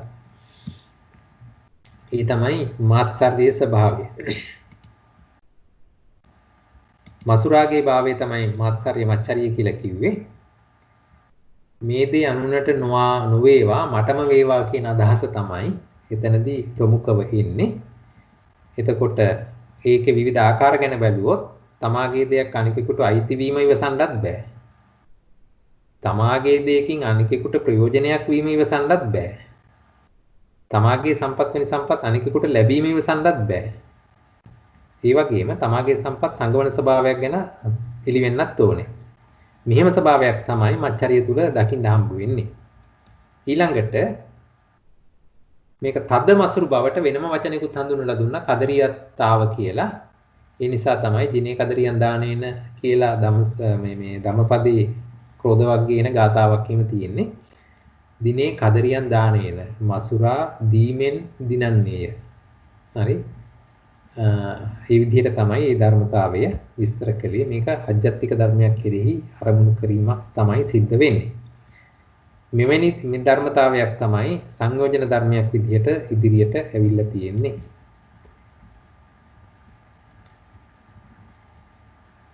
නැවතත් අරකමයි. දැන් ආවාස මච්චරිය කිව්ව වාසස්ථානයේ පිළිබඳ මසුරු බවක්. කුල මච්චරිය කිව්වොත් මේක පොතේ සඳහන් වෙන්නේ දැන් නෑගයක් හෝ දායකයෙකුගෙන් අනිකෙකු සංග්‍රහ ලැබීම ඉවසන්නේ නැති ස්වභාවය. හරි ඒ කියන්නේ ඒවා අපේ ඒවා. ඒක අනිත් අයට දෙන්න අනිත් අය එකකින් ඒ කීදී අනිත් අයට එහෙම වෙනවට කැමති නැති බව. ලාභ මච්චරිය අනිත් අයට ලාභයක් වෙනවට අකමැත්ත. ඊළඟට වර්ණ මච්චරිය කිව්වේ ශරීර වර්ණය එහෙම නැත්නම් ගුණය. අනින් කෙරෙහි ඇති බව ඇසීමට ඇති අකමැත්ත. ධම්ම මච්චරිය කිව්වොත් ගුරු මුෂ්ටිය කියලා ඉස්සර කතා වුණා. තමන් උගත් ධර්මයේ තියෙන මසුරු බව. මේ ආදි වශයෙන් තමයි මේ කාරණා පහ සරලව විස්තර වෙන්නේ. අවසාන වශයෙන් එනවා අවිජ්ජා සංයෝජනය ඡේද 1127 තත්තකතමං අවිජ්ජා සංයෝජනං දුක්ඛේ අඥානං දුක්ඛ සමුදය අඥානං දුක්ඛ නිරෝධේ අඥානං දුක්ඛ නිරෝධගාමිනී පටිපදාය අඥානං පුබ්බන්ති අඥානං අපරන්ති අඥානං පුබ්බන්තාපරන්ති අඥානං ඉදප්පච්චේතා පටිච්චසමුප්පන්නේසු ධම්මේසු අඥානං යා හේව රූපං අඥානං අදස්සනං අනபிසමේ ආදි වශයෙන් ඒක විස්තර කරගෙන ඇවිත්තා මේක අවිජ්ජා සංයෝජනය කියලා සඳහන් කළා. දැන් අපි අකුසල ධර්ම සඳහන් කරපු ඡේද 391 දී මේක මේ විදිහටම විස්තර කරන්නේ නැතුව මෝහය විස්තර කරපු තැන මට මතක විදිහට මේ යට කොටස විතරක් එතනදී විස්තර කළා. නමුත් මෙතනදී සංයෝජන ධර්මයක් හැටියට ඉදිරිපත් කරද්දී ඒක පැහැදිලිව විස්තර කරමින් ඇවිල්ලා තියෙනවා. හරි ඒ අනුව එතන 8 තැනක් දක්වලා තියෙනවා මේ විදිහයි කියලා. දුක්ඛ අඥාන දුක්ඛ සමුදය දුක්ඛ නිරෝධය දුක්ඛ නිරෝධගාමිනී පටිපදා එතන 4යි. පුබ්බන්තේ අපරන්තේ පුබ්බන්තාපරන්තේ ඉදප්පච්චේතා කියලා 8ක් තියෙනවා. දැන් මතක තියාගන්න ඕනේ මෙතනත් ඉදිරිපත් වුණේ ධර්මතා 8ක්. විචිකිච්ඡාවටත් ඉදිරිපත් වුණේ ධර්මතා 8ක්. හැබැයි ඒකම ධර්මතා 8 නෙමෙයි. මේ දෙකේ වෙනස්ව යෙදිලා තියෙනවායි කියලා බලන්න ඕනේ. මේ විදිහට යෙදෙන අවිජ්ජාව නොදන්නාකම නිසා තමයි ඒක හැම අකුසලයකටම මුල් වෙලා සංයෝජන ධර්මයක් විදිහට මෙතනදී ඉදිරිපත් කරලා දක්වලා තියෙන්නේ. හරි. දැන් එතකොට අපිට මේ දුකය සඳහා අවශ්‍ය වෙන්නේ අභිධර්ම විදිහට දක්වලා තියෙන මෙන්න මේ පැත්තේ දක්වලා තියෙන සංයෝජන ධර්ම 10. දැන් මේ ධර්ම 10 අභිධර්ම භාවනා පොතේ විස්තර වෙනවා මේ දුකයේ පළවෙනි යුගලයේ අරගත්තා නම් ඒකේ තියෙන්නේ පළවෙනි පද දෙකේ ඉන්නේ සංයෝජනා ධම්මා කියන පළවෙනි පදයක් නෝ සංයෝජනා ධම්මා කියන දෙවෙනි පදයක්. දැන් අපිට මතක් වෙනවා හැම ගොච්චකයකම කතා වෙන ධර්මතාවයක් තියෙනවා. ඒ ධර්මතාවය හඳුන්වා දීම පළවෙනි පදෙන් වෙන අතරේ ඒකී ධර්මය නොවූ අනිකුත් ධර්ම වෙන් කරලා පෙන්වීම දෙවෙනි පදයෙන් සිද්ධ වුණා. මේක අනිකුත් ගොච්චක සඳහා ඒ විදිහමයි මේ ධර්මයේ ගැළපීම සිදු කළේ. ඉදිරියට එන ගොච්චකත් එහෙමම තමයි වෙන්නේ. ඒ අනුව මෙතනදී සංයෝජනා ධම්මා කියන එකේදී විස්තර වුණා සංසාරික සත්වයන් භවරතෙහි බැඳ තබන අර්ථයෙන් සංයෝජන නම් වූ නිස්සත්ත්ව නිජීව පරමාර්ථ ස්වභාව ධර්මයෝ ඇත කියලා අභිධර්ම භාවනා පොතේ පිටුව 42 විස්තර කළා. ඒක මම කලිනුත් පෙන්නුවා. මේ සංසාරයේ සත්වයෝ බැඳලා තියන්න බැඳින්න හේතු වෙන ධර්ම. නොසංයෝජනා ධර්ම කියලා කිව්වහම එහෙම නොවන ධර්මතා ටික නොසංයෝජනා කියලා වෙන් කරලා පෙන්වනවා. ඊළඟට නික්කේප කාණ්ඩයේ කතමේ ධම්මා සංයෝජනා. එතනදී සංයෝජනා 10 මාතිකා හැටියට විස්තර කෙරුවා පළවෙනි කොටසෙන්. ඊළඟට මේ එක එක මාතිකාවක් ඡේද 1118 ඉඳලා 1127 වෙනකන් එකී ධර්මතා 10 වෙනම අරගෙන විස්තර කළා. ඒක තමයි මම කලින් ඡේද මේ ස්ලයිඩ්ස් වලින් එක එක අරගෙන විස්තර කරගෙන ආවේ. එතකොට කාම රාගේ, පටිගේ, මානීය, දිට්ඨි, විචිකිච්ඡා, සීලබ්බත පරාමාස, භවරාග, ඉස්සාමච්චරය, අවිජ්ජා කියන 10 තමයි සංයෝජන හැටියට පළවෙනි පදේ අවිදෙය්‍යාර්ථ හැටියට ගන්න පුළුවන් වෙන්නේ. එතකොට නොසංයෝජන වෙන්නේ එහෙමනම් තේ ධම්මේට අපෙත්වා. අර කිව්ව කාරණා 10 හැර. එතන තේ ධම්මේ කියලා කිව්වේ කලින් කතා කරපු සංයෝජන 10යි. ඒ ධර්ම හැරට අපෙත්වා. අවශේෂා කුසලා කුසලාව්‍යා කතා ධම්මා. අනිකුත් සියලුම කුසල අකුසල් දහම්. එතකොට කාමාවචර වෙන්න පුළුවන්, රූපාවචර වෙන්න පුළුවන්, අරූපාවචර වෙන්න පුළුවන්, අපරියාපන්න වෙන්න පුළුවන්. ස්කන්ධාදී වශයෙන් පංචස්කන්ධේම වෙන්න පුළුවන්. ඊට අමතරව අසංකතාත ධාතු වෙනම වරම් පෙන්නවා. මේ සියලුම ධර්ම තමයි සංයෝජන නොවූ ධර්ම කියලා දෙවෙනි පදයේ අභිදේයාර්ථ හැටියට ගලපලා පෙන්නනවා. ඊළඟට අපි ගත්තොත් අට කතා කාණ්ඩය ඒකේ මෙන්න පළවෙනි පදයේ වෙනුවෙන් කතමේ ධම්මා සංයෝජනා කියන තැන ඡේද 1476 දීර්ඝ විස්තරයක් දෙනවා. දස සංයෝජනානි සංයෝජන 10ක් තියෙනවා. කාමරාග සංයෝජන, පටිඝ සංයෝජන, ඒ කිව්ව 10 ඒ විදිහට විස්තර වෙනවා අවිජ්ජාව දක්වාම. ඊළඟට මේක විස්තර කරනවා කාමරාග සංයෝජනං අට්ඨසු ලෝභ සහගතේසු චිත්තුප්පාදේසු උප්පජ්ජති. කාමරාගය කියන එක ඇති වෙන්නේ ලෝභ සහගත සිත්වල පමණයි. අට්ඨසු ලෝභ සහගතේසු. ලෝභ සහගත සිත් 8 පමණක් උපදිනවා කියලා ඒකේ දක්වනවා. පටිගය ද්වේසු දෝමනස්ස සහගතේසු චිත්තුප්පාදේසු ගා. ද්වේෂය කියන එක දෝමනස්ස සිද්දක විතරයි. මානය කියන එක ditthිගත විප්පයුක්ත ලෝභ සහගත සිත්වල විතරයි. ditthිගත සම්පයුක්ත ලෝභ සහගත සිත් 4 විතරයි. විචිකිච්ඡා සංයෝජනය විචිකිච්ඡා සහගත සිතේ විතරයි. මේක ඇති වෙන්න පුළුවන් තැන් ගැන මේ කතා කරන්නේ. සීලබ්බත පරාමාස සංයෝජනං චතුසු ditthිගත සම්පයුක්තේසු චිත්තුප්පාදේසු උප්පත්ති. සීලබ්බත පරාමාසය ඇති වුණොත් ඇති වෙන්නේ ඒක ditthිගත වීමක්. එහෙමනම් ditthිගත සම්පයුක්ත සිත් 4 විතරයි ඒක ඇති උනේ. භවරාග සංයෝජනේ චතුසු ditthිගත විප්පයුක්ත ලෝභ සහගතේසු චිත්තුප්පාදේසු උප්පජ්ජති. හැම විටකම භවරාගය ඇති වුණා නම් ඒ ditthිගත විප්පයුක්ත සිතකමයි. ඉස්සා සංයෝජන මච්චරිය සංයෝජන මෙතන දෙකම අරගෙන පෙන්නනවා. මේ දෙකම ඇති වුණොත් ඇති වෙන්නේ ද්වේෂ සහගත සිතක. හැබැයි මතක තියාගන්න ඕනේ මේ දෙක අනියත යෝගී ධර්ම. අවසාන වශයෙන් අවිජ්ජා සංයෝජන සබ්බා කුසලේසු උප්පජ්ජති. සියලුම අකුසල් සිත්වල අවිජ්ජාව යෙදෙනවා කියලා සංයෝජන හැටියට ඉදිරිපත් කළා. මේ සියලුම දේ සංයෝජනයි කියලා අට කතා කාණ්ඩේ විස්තර කළා. අවිජ්ජා සංයෝජනේ තියෙන නිසා තමයි මේ අනිත් හැම සංයෝජනයක්ම රඳා පවතින්නේ. ඒකම අවිජ්ජාවත් සංයෝජනයක් විදිහටම ඉදිරිපත් කරලා තියෙනවා. මේ කියන දස සංයෝජන ගැන තමයි පළවෙනි පදේ අට කතා කාණ්ඩයේ අර්ථකථන දීලා තියෙන්නේ. දෙවෙනි පදේ සැලකුවොත් අට කතා කාණ්ඩේ විස්තර කරනවා තපෙත්වා සංයෝජනේ අර කියන සංයෝජන ටික අයින් කරලා අවශේෂං අකුසල අනිකුත් අකුසල ධර්ම ටික චතුසු භූමිසු කුසලං සිව් භූමික කුසල චතුසු භූමිසු විපාකෝ සීලම විපාක තේසු භූමිසු ක්‍රියාව්‍යකතං සීලම ක්‍රියාසිත ටික රූපංච නිබ්බානංච රූප ධර්මත් නිර්වාණයත් මේ කියන ඔක්කොම ධර්මතා ටික සංයෝජන එහෙම නෙමෙයි. මේ විදිහට අට කතා කාණ්ඩය ඒක විස්තර කරලා දුන්නා. යනු දැන් පළවෙනි යුගලේ අපිට පුළුවන් සංයෝජනා ධම්මා කිව්වම සංයෝජන ධර්ම ටිකයි නෝ සංයෝජනා ධම්මා කිව්වම සංයෝජන නොවු අනිකුත් සියලු ධර්මතා ටිකයි ගොනු කළා වෙනවා. ඒ අනුව අභිධේයාර්ථ ගලපුවාම සංයෝජන සඳහා චෛතසිකී 8 දෙනා යෙදුණා. ලෝභය, දෝෂය, මානය, දිට්ඨිය, විචිකිච්ඡාව, ඊර්ෂ්‍යාව, මච්චරිය, මෝහය. චෛතසික ධර්ම 8යි. එහෙමනම් ඒවා ස්කන්ධ වශයෙන් එකයි සියල්ලම සංස්කාර ස්කන්ධයට ආවා. ආයතන වශයෙන් එකයි මේ ඔක්කොම චෛතසික ධර්ම. එහෙනම් ධම්මායතනයට ආවා. ධාතු වශයෙන් එකයි ධම්ම ධාතුවට ආවා. සත්‍ය වශයෙන් දෙකයි. ලෝභය ගියා එකට, ඉතුරු ඔක්කොම ටික ගියා අනිත් සත්‍යයට. දුක්ඛ සත්‍ය සහ සමුදය සත්‍ය මේ තුල තිබුණා. දැන් මේවා ඉතින් ලේසිනේ ටක් ගාලා ගලප ගන්න දැක්කම මතක් වෙන්න ඕනේ. නෝ සංයෝජනා කිව්වහම මේ කියන චෛතසික 8 හැර අනිකුත් සියලුම ධර්ම අනිත් පැත්තට ගොනු කළා. ඒ අනුව අකුසල පැත්තෙන් මේ චෛතසික ධර්මයට ඉතුරු චෛතසික ධර්ම 19 සහිතව අකුසල සිත් 12.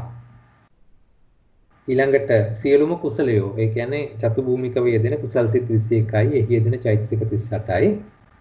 ඊළඟට චතු භූමික විපාකයෝ සියලුම විපාක සිත් ඒ කියන්නේ විපාක සිත් 36යි. එහි යෙදෙන චෛතසික 38යි.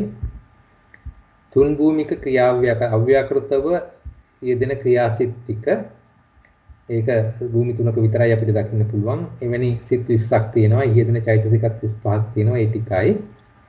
රූප සියල්ලමයි රූප 28යි. නිර්වාණ ධාතුවයි කියන මේ ධර්මතා සරලව කිව්වොත් සිත් 89යි. චෛතසික 44යි. 52කින් 8ක් අඩු කරලා ඉතුරු 44. රූප 28යි නිර්වාණයයි කියන ධර්මතා තමයි නෝ සංයෝජනා ධම්මා හැටියට අභිධේයාර්ථ ගැලපෙන්නේ. මේ ධර්මයෝ ස්කන්ධ හැටියට 5යි ආයතන 12යි ධාතු 18යි සත්‍ය 3යි. ස්කන්ධ 5 කියන එක දන්නවා රූප ධර්මතා සියල්ල තියෙන නිසා රූප ස්කන්ධයක් වෙනවා. නාම ධර්ම අතරින් 4ක් වෙනවා. එහෙනම් ස්කන්ධ 5යි. මෙතන නිර්වාණය අවිල්ල තියෙනවා. එතකොට එහෙමනම් ඒක ස්කන්ධ විනිර්මුක්තයි කියලා එතන ලියන්න ඕනේ.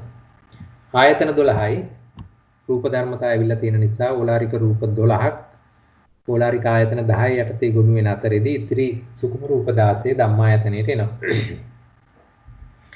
එතකොට මන ආයතනය සිත් ටික මන ආයතනයට එනවා. ඒ අනුව ආයතන 12 ගොනු වෙනවා. ධම්මායතනයට එනවා. සීලම චෛතසික ටිකත් සුකුම රූප ටිකත් නිර්වාණයත්. ධාතු 18ක් ගලපන්න පුළුවන්.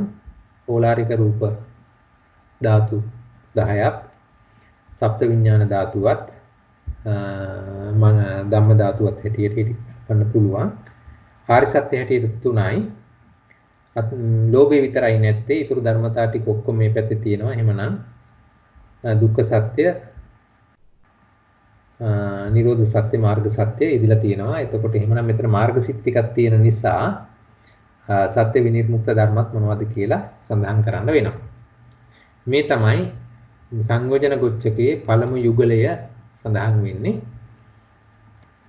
මේවා දැන් එකින් එක විස්තර කරන්න අවශ්‍ය නැහැ කියලායි මගේ අදහස. කවුරු හරි අලුත් කෙනෙක් ඉන්නවා නම් තේරුම් නැත්නම් ඉදිරිපත් වුණොත් විස්තර කරලා කියන්න පුළුවන්. කාට හරි අපහැදිලිද? ඒ කියන්නේ ප්‍රශ්න අහන්න නැත්තේ එක්ක තේරුණේම නැහැ. එහෙම නැත්නම් හොඳටම තේරුණා. ඉතින් හොඳටම තේරුණා කියන එක මම පිළිගන්නේ නැහැ. මොකද මට ඊතරම් හැකියාවක් නැති නිසා සීලුම අයට සීලුම ආකාරයෙන්ම තේරුම් යන විදිය උගන්වන්න හැකියාවක් නැහැ කියලා මම හොඳටම දන්නවා. ඒ නිසා ඒක නොවේ. එහෙමනම් මට තේරුම් ගන්න තියෙන්නේ හොඳටම තේරුම් නැහැ කියන එකද කියන එක පිළිබඳව ප්‍රශ්නයක් තියෙනවා. මොකද ප්‍රශ්න අහන්නේ? හරි. දැන් මම හිතන්නේ මේ මංගල මහත්මයා දැන් මොකද අපි ටික දුක ඉගෙන ගන්න කට්ටිය බොහෝ දුරට කරන්නේ අත්‍රික ටික බැලුවා, ඒකේ අවිදේයත් බැලුවා, ස්කන්ධ ආයතන බැලුවා එහෙමනේ. ඔව්. අර මෙහෙම වෙන වෙනම බලලා නැති නිසා තමයි සමහර කාලට මේ හිතන ඇත්තේ මොකද්ද මේ කියන එක. නිකේප කාණ්ඩේ විස්තරයි අතකතා කාණ්ඩේ විස්තරයට මේකයි මා දැන් එහෙම පුරු නැතුවත් ඇති සමහර විට මේ අලුත් අයට. ඇත්තටම අපිත් එහෙම ඉගෙන ගත්තේ නැහැ. මේ පසු කාලීනව තමයි ඒවට අතපත ගන්න හුරු වුනේ. ඉතින් එය එසේ විය යුතුයමයි. එතකොට තමයි ඒ ගැන පැහැදිලි අවබෝධයක් අරගන්න පුළුවන්. අනිත් එක ඉතින් ධම්මසංගණී එවැනි විස්තර කිරීම කරලා තියෙන්නේ අපි ඒ සඳහා යොමු කරවන්න අපි යොමු වේ යුතුයමයි. එහෙම නැත්නම් මේ ධර්මතා හඳුනා ගන්න බෑනේ. හොඳට මතක තියාගන්න ඕනේ අපි මේ ඉගෙන ගන්නේ පුබ්බේ අනනුස්සතේසු ධම්මේසු. ඉතින් ඒක හිතෙනවා නම් ඕක මම දන්නවනේ මම ඕක අහලා තිබිච්ච කෙනෙක් කියලා කිව්වොත් ඒක වැරදි. මොකද බුදුහාමුදුරුවෝ මේක ඉදිරිපත් කරන්නේ අලුතෙන්ම හොයාගෙන අපි නොදකින්න පැතිකඩක් ඒ තුල තියෙන නිසා. දැන් අපි පුඩි කාලේ ඉඳලා අපි දුක කියන එක හඳුනාගත්තා. කෙනෙක් තුවාම දුකයි, දිවටනාම රිදෙනවා දුකයි. ඒ විඳින ස්වභාවය දුකයි කියලා කිව්වා. නමුත් මෙතන තියෙන දුක්ඛ සත්‍යය ඒක නෙමෙයි. ඒ නිසායි ඒක පුබ්බේ අනුස්සතේසු ධම්මේසු උනේ. ඉතින් ඒ වගේම තමයි අනිකුත් දේවලුත් මේ යට තියෙන ගැඹුරු අර්ථ අපිට ගලපා ගන්න උත්සාහ වෙන්න ඕනේ. ඒ සඳහා තමයි ධම්මසංගණී වාගේ පොත් ඒ තැන ඒ ආකාරයට බොහෝ වචන භාවිතා කරමින් ධර්මතා විස්තර කරන්නේ. ඉතින් අපි ඒවා ඒ විදිහටම තේරුම් ගන්න ඕනේ. අපිට ඕන විදිහට පොත හරි ගස්සන්න යන්නේ නැතුව පොතේ විදිහට අපි තේරුම් ගන්න උත්සාහ කරන්න ඕනේ. මට මතකයි ගිය අන්තිම වතාවට ගිය සතියේ පන්ති එකත් මට සෑහෙන මහන්සියක් ගන්න වුණා මේ තමන් දරන මතය ධර්මතාවයට දාලා ධර්මතාවය තේරුම් ගන්න යනවා. ඉතින් ඒක වෙන්නේ නැහැ. ධර්මතාවය අරගෙන තමන්ගේ මතය හරි ගස්ස ගන්න ඕනේ. ඉතින් ඒ සඳහා යොමු වෙන්නත් ටිකක් අකමැතියි. ඒ තරමට අපි අපගේ මතය හරි කියන සංයෝජනය තුලම අපි ඉන්නවා. ඉතින් මේ අපි ධර්ම ඉගෙන ගැනීමේ වැදගත්කමත් ඒකයි. මේ විදිහටම අපි අපගේ තියෙන දුර්වලතාවයම අපි තේරුම් ගත යුතුයි. ඉතින් ඒ සඳහා ලැජ්ජ වෙන්න අවශ්‍ය නැහැ. අපි හැමෝම එකම බෝට්ටුවේ ඉන්නේ. ඒ නිසා තමයි අපි මේ සංසාරයේ ඇවිදින්නේ. ඉතින් ගද්දෝ පෙර වාසනාවකට මෙහෙම කල්යාණ මිත්‍ර සංගමයකට බැඳෙන්න පුළුවන් වුණා, එකහුව වෙන්න පුළුවන් වුණා, සහාය සම්බන්ධ වෙන්න පුළුවන් වුණා. ඉතින් ඒකම වාසනාවක්. පුබ්බේතගත පුඤ්ඤත ඉතුරුලා තියෙන්නේ නැති කොහේ හරි ඒකයි. ඉතින් හැමෝටමත් එහෙමයි. ඉතින් ඒ නිසාවෙන් ඒ හැමෝම තම තමන් දන්න දේ සාකච්ඡා මාර්ගයෙන් ඉදිරිපත් කරලා ඒ විදිහට මේ ධර්මය අවබෝධ කරගන්න යොමු වෙන්න ඕනේ. මෙතෙක් විස්තර කරපු ධර්ම ගැන මොනවා හරි ගැටලුවක් හරි එහෙම නැත්නම් තව අලුත් අදහස් හරි තම තමන් දාරපු මතේ හරි සාකච්ඡා වෙනවා නම් මම කැමතියි. තෙරුවන් සරණයි මංගල මහත්මයා. අර ඔබතුමාගේ එක ස්ලයිඩ් එක ඔබතුමාත් විස්තර කරා ඒක සම්බන්ධයෙන් අර භවරාග සංයෝජනය කියන තැන මම හිතන්නේ වෙන්න ඕනේ. එතෙන්දී අර රූපාරූප ලෝකවල කියන එක ඒක ඇත්තටම මේ පරිවර්තනයේ පමණයි තියෙන්නේ. මම හිතන්නේ පාලි පැත්තේ එහෙම සඳහනක් නැතුව තියෙන එක වැඩිදුර විස්තර කරන්නයි එහෙම මම හිතන්නේ සිංහල පැත්තේ එහෙම පෙන්වලා තිබුණේ. එතනදී ඔබතුමාත් මතක් කරා එතන කාම භව කියන්නේ භවරාග සංයෝජනය කියන එක කාම භවයටත් ඒ විදිහටම ක්‍රියාත්මක වෙනවා. නමුත් අතන විශේෂයෙන්ම සඳහන් කරලා තියෙනවා කියලා ඒක පොඩ්ඩක් අපි නැවත එතනට යමුද පොඩ්ඩක්? භව රාගය කියන එක මම හිතන්නේ දික්ටිගත මේ විප්‍රයුක්ත සිත්වල නේද එන්නේ කිව්වේ. ඔව්. භවරාග සංයෝජනං චතුසු දිට්ඨිගත විප්‍රයුක්ත ලෝභ සහගතේසු චිත්තුප්පාදේසු උප්පජ්ජති. එතනියු ජාත මහත්තයා ඒක පොඩ්ඩක් පැහැදිලි වෙනවා නේද? ඒ කාම රාග කියන්නේ මේ කාම භවයේ පැත්තට භව රාගය මේ වැඩ කරන්නේ නැහැ වගේ එකක්. ඒ කියන්නේ දිට්ඨිය විප්‍රයුක්ත එනවායි කියනකොටම එතන චූටි අදහසක් තියෙන පොඩ්ඩක් බලමුකෝ. ඔබතුමා කියන්නේ. කියන්නේ භව රාගය නම් ඒක දිට්ඨිගත විප්‍රයුක්ත සිත් අපිටත් ඇති වෙනවා. ඉතින් එහෙම ඇති වෙන අවස්ථාවකදී අපි ඒ කියන්නේ දැන් අපි ඉන්නෙත් එක්තරා භවයක තමයි ඉතින්. එතකොට මේ භවය කියන එකට අපි ඇලුම් කරන්නේ නැද්ද? අපි ඇලිලා නැද්ද? ඒක දැඩිව ග්‍රහණය වෙන්නේ නැද්ද අපිට? හැබැයි ඒක භව රාග සංයෝජන පැත්තට යන්නේ නැහැ නේද? අපි හුඟක් වෙලාවට භවයේ එතනදී ඒක අපි අර කාමරාගයේ ඊට ප්‍රබලව ඇවිල්ලා ඒ තුල අපි පරියාපන්න වෙලා ඉන්න නිසා භවරාගයේ පේන්නේ නැතුව මිසක් අපිට නැතුව නෙමෙයි කියන අදහසෙන් තමයි මම ඉන්නේ. භව රාගය තියෙනවා මම හිතන්නේ භව රාග සංයෝජන හැටියට ක්‍රියාත්මක වෙන මට්ටමේ නැතුව ඇති. ඒක අර තියෙනවනේ පහක්ම ප්‍රබලවම පහක් බැඳින්න. මම හිතන්නේ කාම රාගය තමයි හුඟක්ම මේ අපි භවයට ඇලෙනවා විදියට තේරෙන්නේ කාමයට ඇලෙන්නේ නේද? භවයක් කියන එක අපිට එහෙම තේරුම් අරගෙන බැඳෙන්න පුළුවන් කමක් තියනවාද කියන ප්‍රශ්නේ තියෙනවා. හැබැයි රූපාවචර ධානයක් කරනකොට නම් ඒ කියන්නේ ධානයක් සමත භාවනාවකින් ධානයකට එනකොටම තේරෙනවා. එතකොට භවරාගය කියන එක යම්කිසි අවබෝධාත්මක කාමෙන් වෙන් වෙලානේ තියෙන්නේ. කාමෙන් වෙන් වෙනකොට ඒක භවරාගයේ පැත්තට ඇලෙන එකයි. කාමරාග පාටිග වගේ දැන් අවස්ථාවත් ක්‍රියාත්මක වෙනකොට භවරාගය කියන එකට ඇලෙනවයි කියන එක කොහොමද කියන එක මට හිතා ගන්න අමාරුයි. හැබැයි මේ කියලා දෙන්න නම් පැහැදිලි. හැබැයි අර කාමරාගය මේ ප්‍රබලව තියෙනකොට භවරාග සංයෝජනයක් ක්‍රියාත්මක වෙනවාද? ඒ කියන්නේ සංයෝජන ධර්ම හැටියට ඒ හිතේ එතකොට දිට්ඨිගත විප්‍රයුක්ත සිත්වලනේ ඔක දිව්‍ය සම්පත් බලාපොරොත්තු වෙනවා නම් ඒකත් මනුස්ස ලෝකයේ දිව්‍ය ලෝකේ යන ප්‍රාර්ථනා ඒකත් භව රාගයක් නේද? නෑ ඒක භව රාගයකට යන්නේ කාම රාගයක් තමයි මම හිතන්නේ. මගල මහත්තයා නෑ හිතන්නේ. බ්‍රුනෝ මහත්තයා මට මෙහෙම හිතුණා. දැන් මේ ඕරම්භාගීය සංයෝජන වලටනේ කාමච්ඡන්ද ඒවායිති. එතකොට රූපරාගයිති උද්දම්භාගීය සංයෝජන වලට. දැන් එතකොට අර දිට්ඨිගත සංප්‍රයුක්ත සිත් හතරයි මේ විචිකිච්ඡා සිතයි සෝවන් මාර්ගඥානින් ප්‍රහාණය වෙනවනේ. නමුත් අර රූපරාග තියෙන කොටස මේ භාවනා පහතබ්බ කොටසෙන් ඒ කියන්නේ මේ අනිත් මාර්ගඵල වලින්නේ මේ ප්‍රහාණය වෙන්නේ. එතකොට එතනත් ඒක සම්බන්ධය තියෙනවා නේද?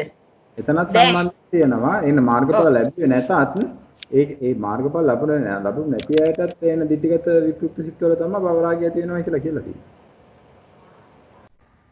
දිට්ඨියක් එක යන්න බෑනේ මම හිතන්නේ මේ ඔව් දිට්ඨිය ප්‍රහාණය වෙනවනේ සෝවන් මාර්ගයේදී. එතකොට එහෙමනම් ඒක උද්දම්භාගීය සංයෝජනයක් වෙන්න බෑනේ.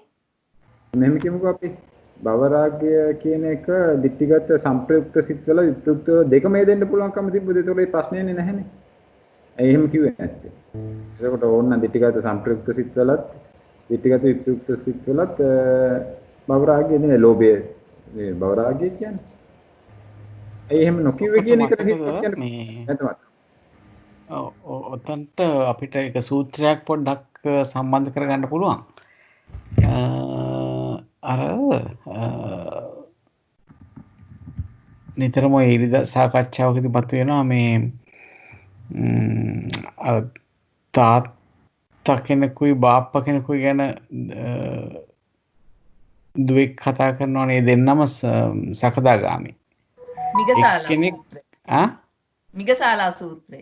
මිගසාලා සූත්‍රය. මම හිතන්නේ මිගසාල සූත්‍රයේ ඒක ගන්න එක වටිනවා කියලා හිතෙනවා. මොකද එතනදී කතා කරනකොට කියනවා එක්කෙනෙක් ඇත්තටම මේ ඒ කියන්නේ බ්‍රහ්මචාරීව හැසිරෙන. ගිහි ජීවිතේ ගත කරගෙනම සකදාගාමි වුණා එක්කෙනෙක්. අනිත් එක්කෙනා තපස් ජීවිතයකින් සකදාගාමි වුණා කියලා නේද? ඒක නේද කිව්වේ? ඔව් ඔව්. ඒ එක්කෙනෙක් ඇත්තටම බ්‍රහ්මචාරී. අනිත් එක්කන එහෙම බ්‍රහ්මචාරී නෙවෙයි. සාමාන්‍ය විදිහට තමයි ජීවත් වෙන්නේ. නමුත් දෙන්නම සකදාගාමි. දෙන්නම ගිහිල්ලා ඉපදෙන්නේ මේ දිව්‍ය ලෝකේ. දිව්‍ය ලෝකවල. එතකොට ප්‍රශ්නයක් වෙනවා එයාගේ අර එක්කෙනෙක්ගේ දුවකට කොහොමද බ්‍රහ්මචාරී එක්කෙනත් දැන් බුදුහාමුදුරුවෝ කියනවා මේ ඒ දෙන්නම ගිහිල්ලා ඉපදෙන්නේ එකම බ්‍රහ්ම ලෝකේ. ඒක බ්‍රහ්ම නෙවෙයි සමාවෙන්නේ. එකම දිව්‍ය ලෝකේ කියලා. එතකොට එතන ප්‍රශ්නයක් වෙනවා කොහොමද එහෙමනම් එහෙම උනේ කියලා. ඉතින් ඒවත් මතු කරගන්න වෙනවා මොකද මේ මත සකදාමගාමි කියන්නේ ඉතින් කාමරාග තියෙනවානේ. ඒක තමයි කාමරාග තියෙනවා. දැන් නමුත් දැන් දිට්ඨිය ප්‍රහාණය කරලා තියෙන්නේ එතන.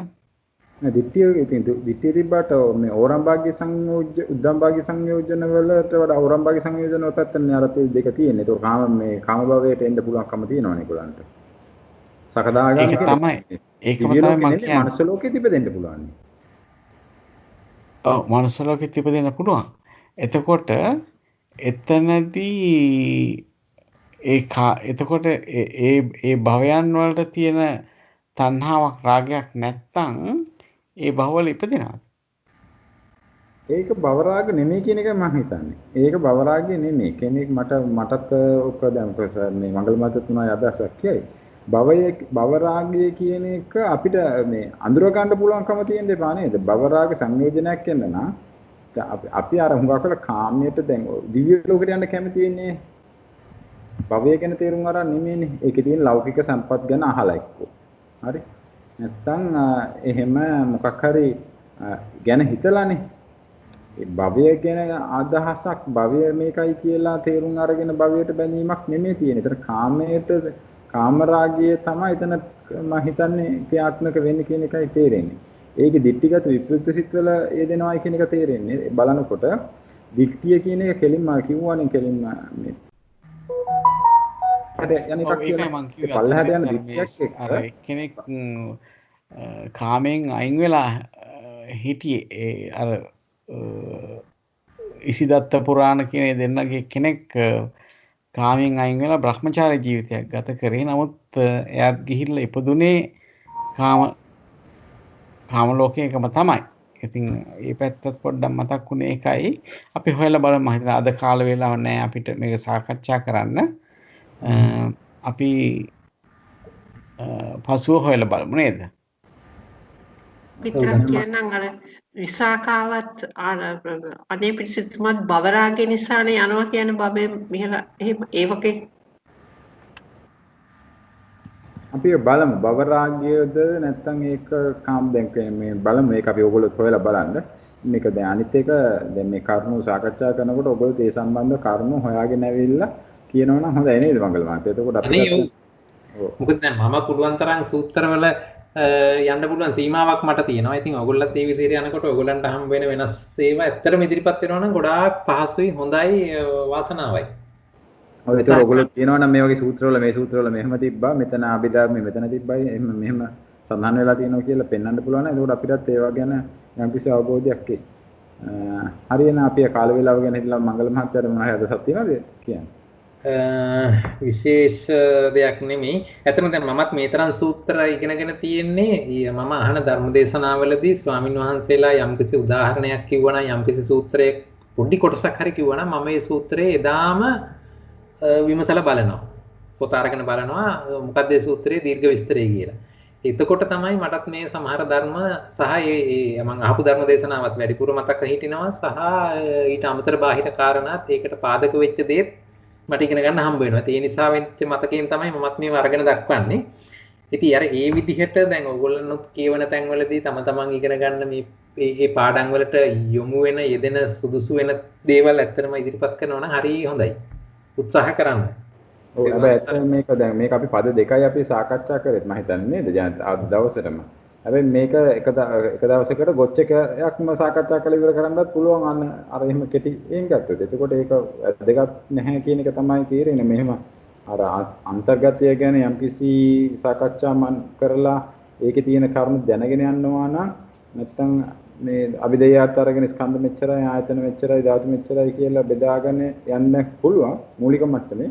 ඒ මූලික මට්ටමින් කරලා මේකත් කරපු අය වුණත් පොඩ්ඩක් මේක තා පොඩ්ඩක් අස්සේ තියෙන කරුණුත් ඔයගොල්ලොත් බලන්න ඔයගලන්ට තේරෙන මට්ටම ඉස්සරහට තියෙන මේ ගොච්චක වලත් මේ දුක පදවල ඒ විස්තර පොඩ්ඩක් පැහැදිලි කරලා දෙන්න ඔයගලන්ට තේරෙන විදිහට යම්කිසි කරුණු මතුවෙනවා.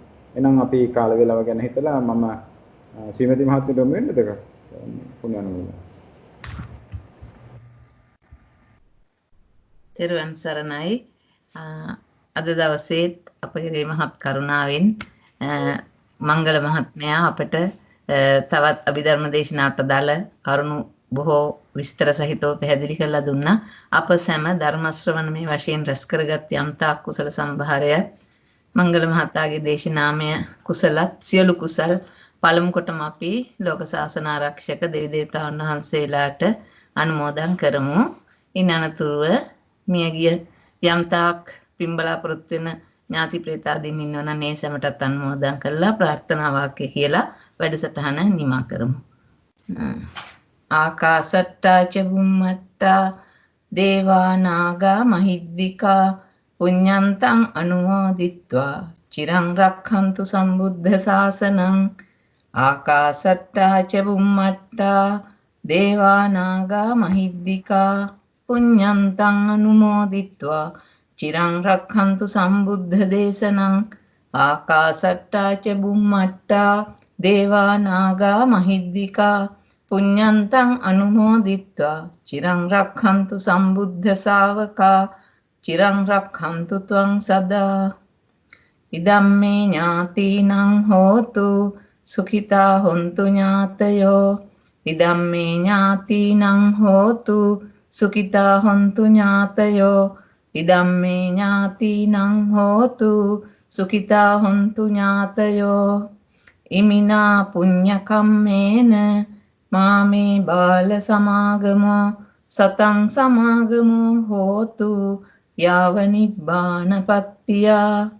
ඉදම්මේ පුඤ්ඤ කම්මං ආසවක්ඛයාවහං හෝතු. ඉදම්මේ පුඤ්ඤ කම්මං ආසවක්ඛයාවහං හෝතු. ඉදම්මේ පුඤ්ඤ කම්මං ආසවක්ඛයාවහං හෝතු. සබ්බ දුක්ඛා පමුජ්ජතු. සාදු සාදු සාදු. අද දවසේත් අප කෙරේ මහත් කරුණාවෙන් මංගල දිරිසිංහ මහත්මයා එතුමාගේ වටිනා කාලය වැය කරමින් සටහන් සහිතව ඉතා සවිස්තරව අභිධර්ම දේශනාවේ දුක මාතිකාවට අයත් ධර්ම පරියායක් අපහට පැහැදිලි කරලා දුන්නා. ඉතා විස්තර වශයෙන් ප්‍රශ්න විචාරාත්මක වශයෙන් අප සැම මේ පැය දෙකක් තරම් කාලයක් ධම්ම සම්මස්සනයෙන් රැස් කරගත්තා වූ සියලුම කුසලානිසංස කෘතවේදීව ඊටාම ගෞරවයෙන් ඔබතුමාට අනුමෝදන් කරනවා. ඒ සියලු කුසල් බලයෙන්ුත් ඔබතුමාගේ උතුම් දේශනාමය කුසල් බලයෙන්ුත් අනන්ත සසර පටන් රැස් කරගත් යම්තා කුසල් බලයෙන්ුත් ඔබතුමාට මෙලොව වශයෙන් නිදුක් නිරෝගී සුවපත් දීර්ඝායුෂ ජීවිතයක් ලැබේවා.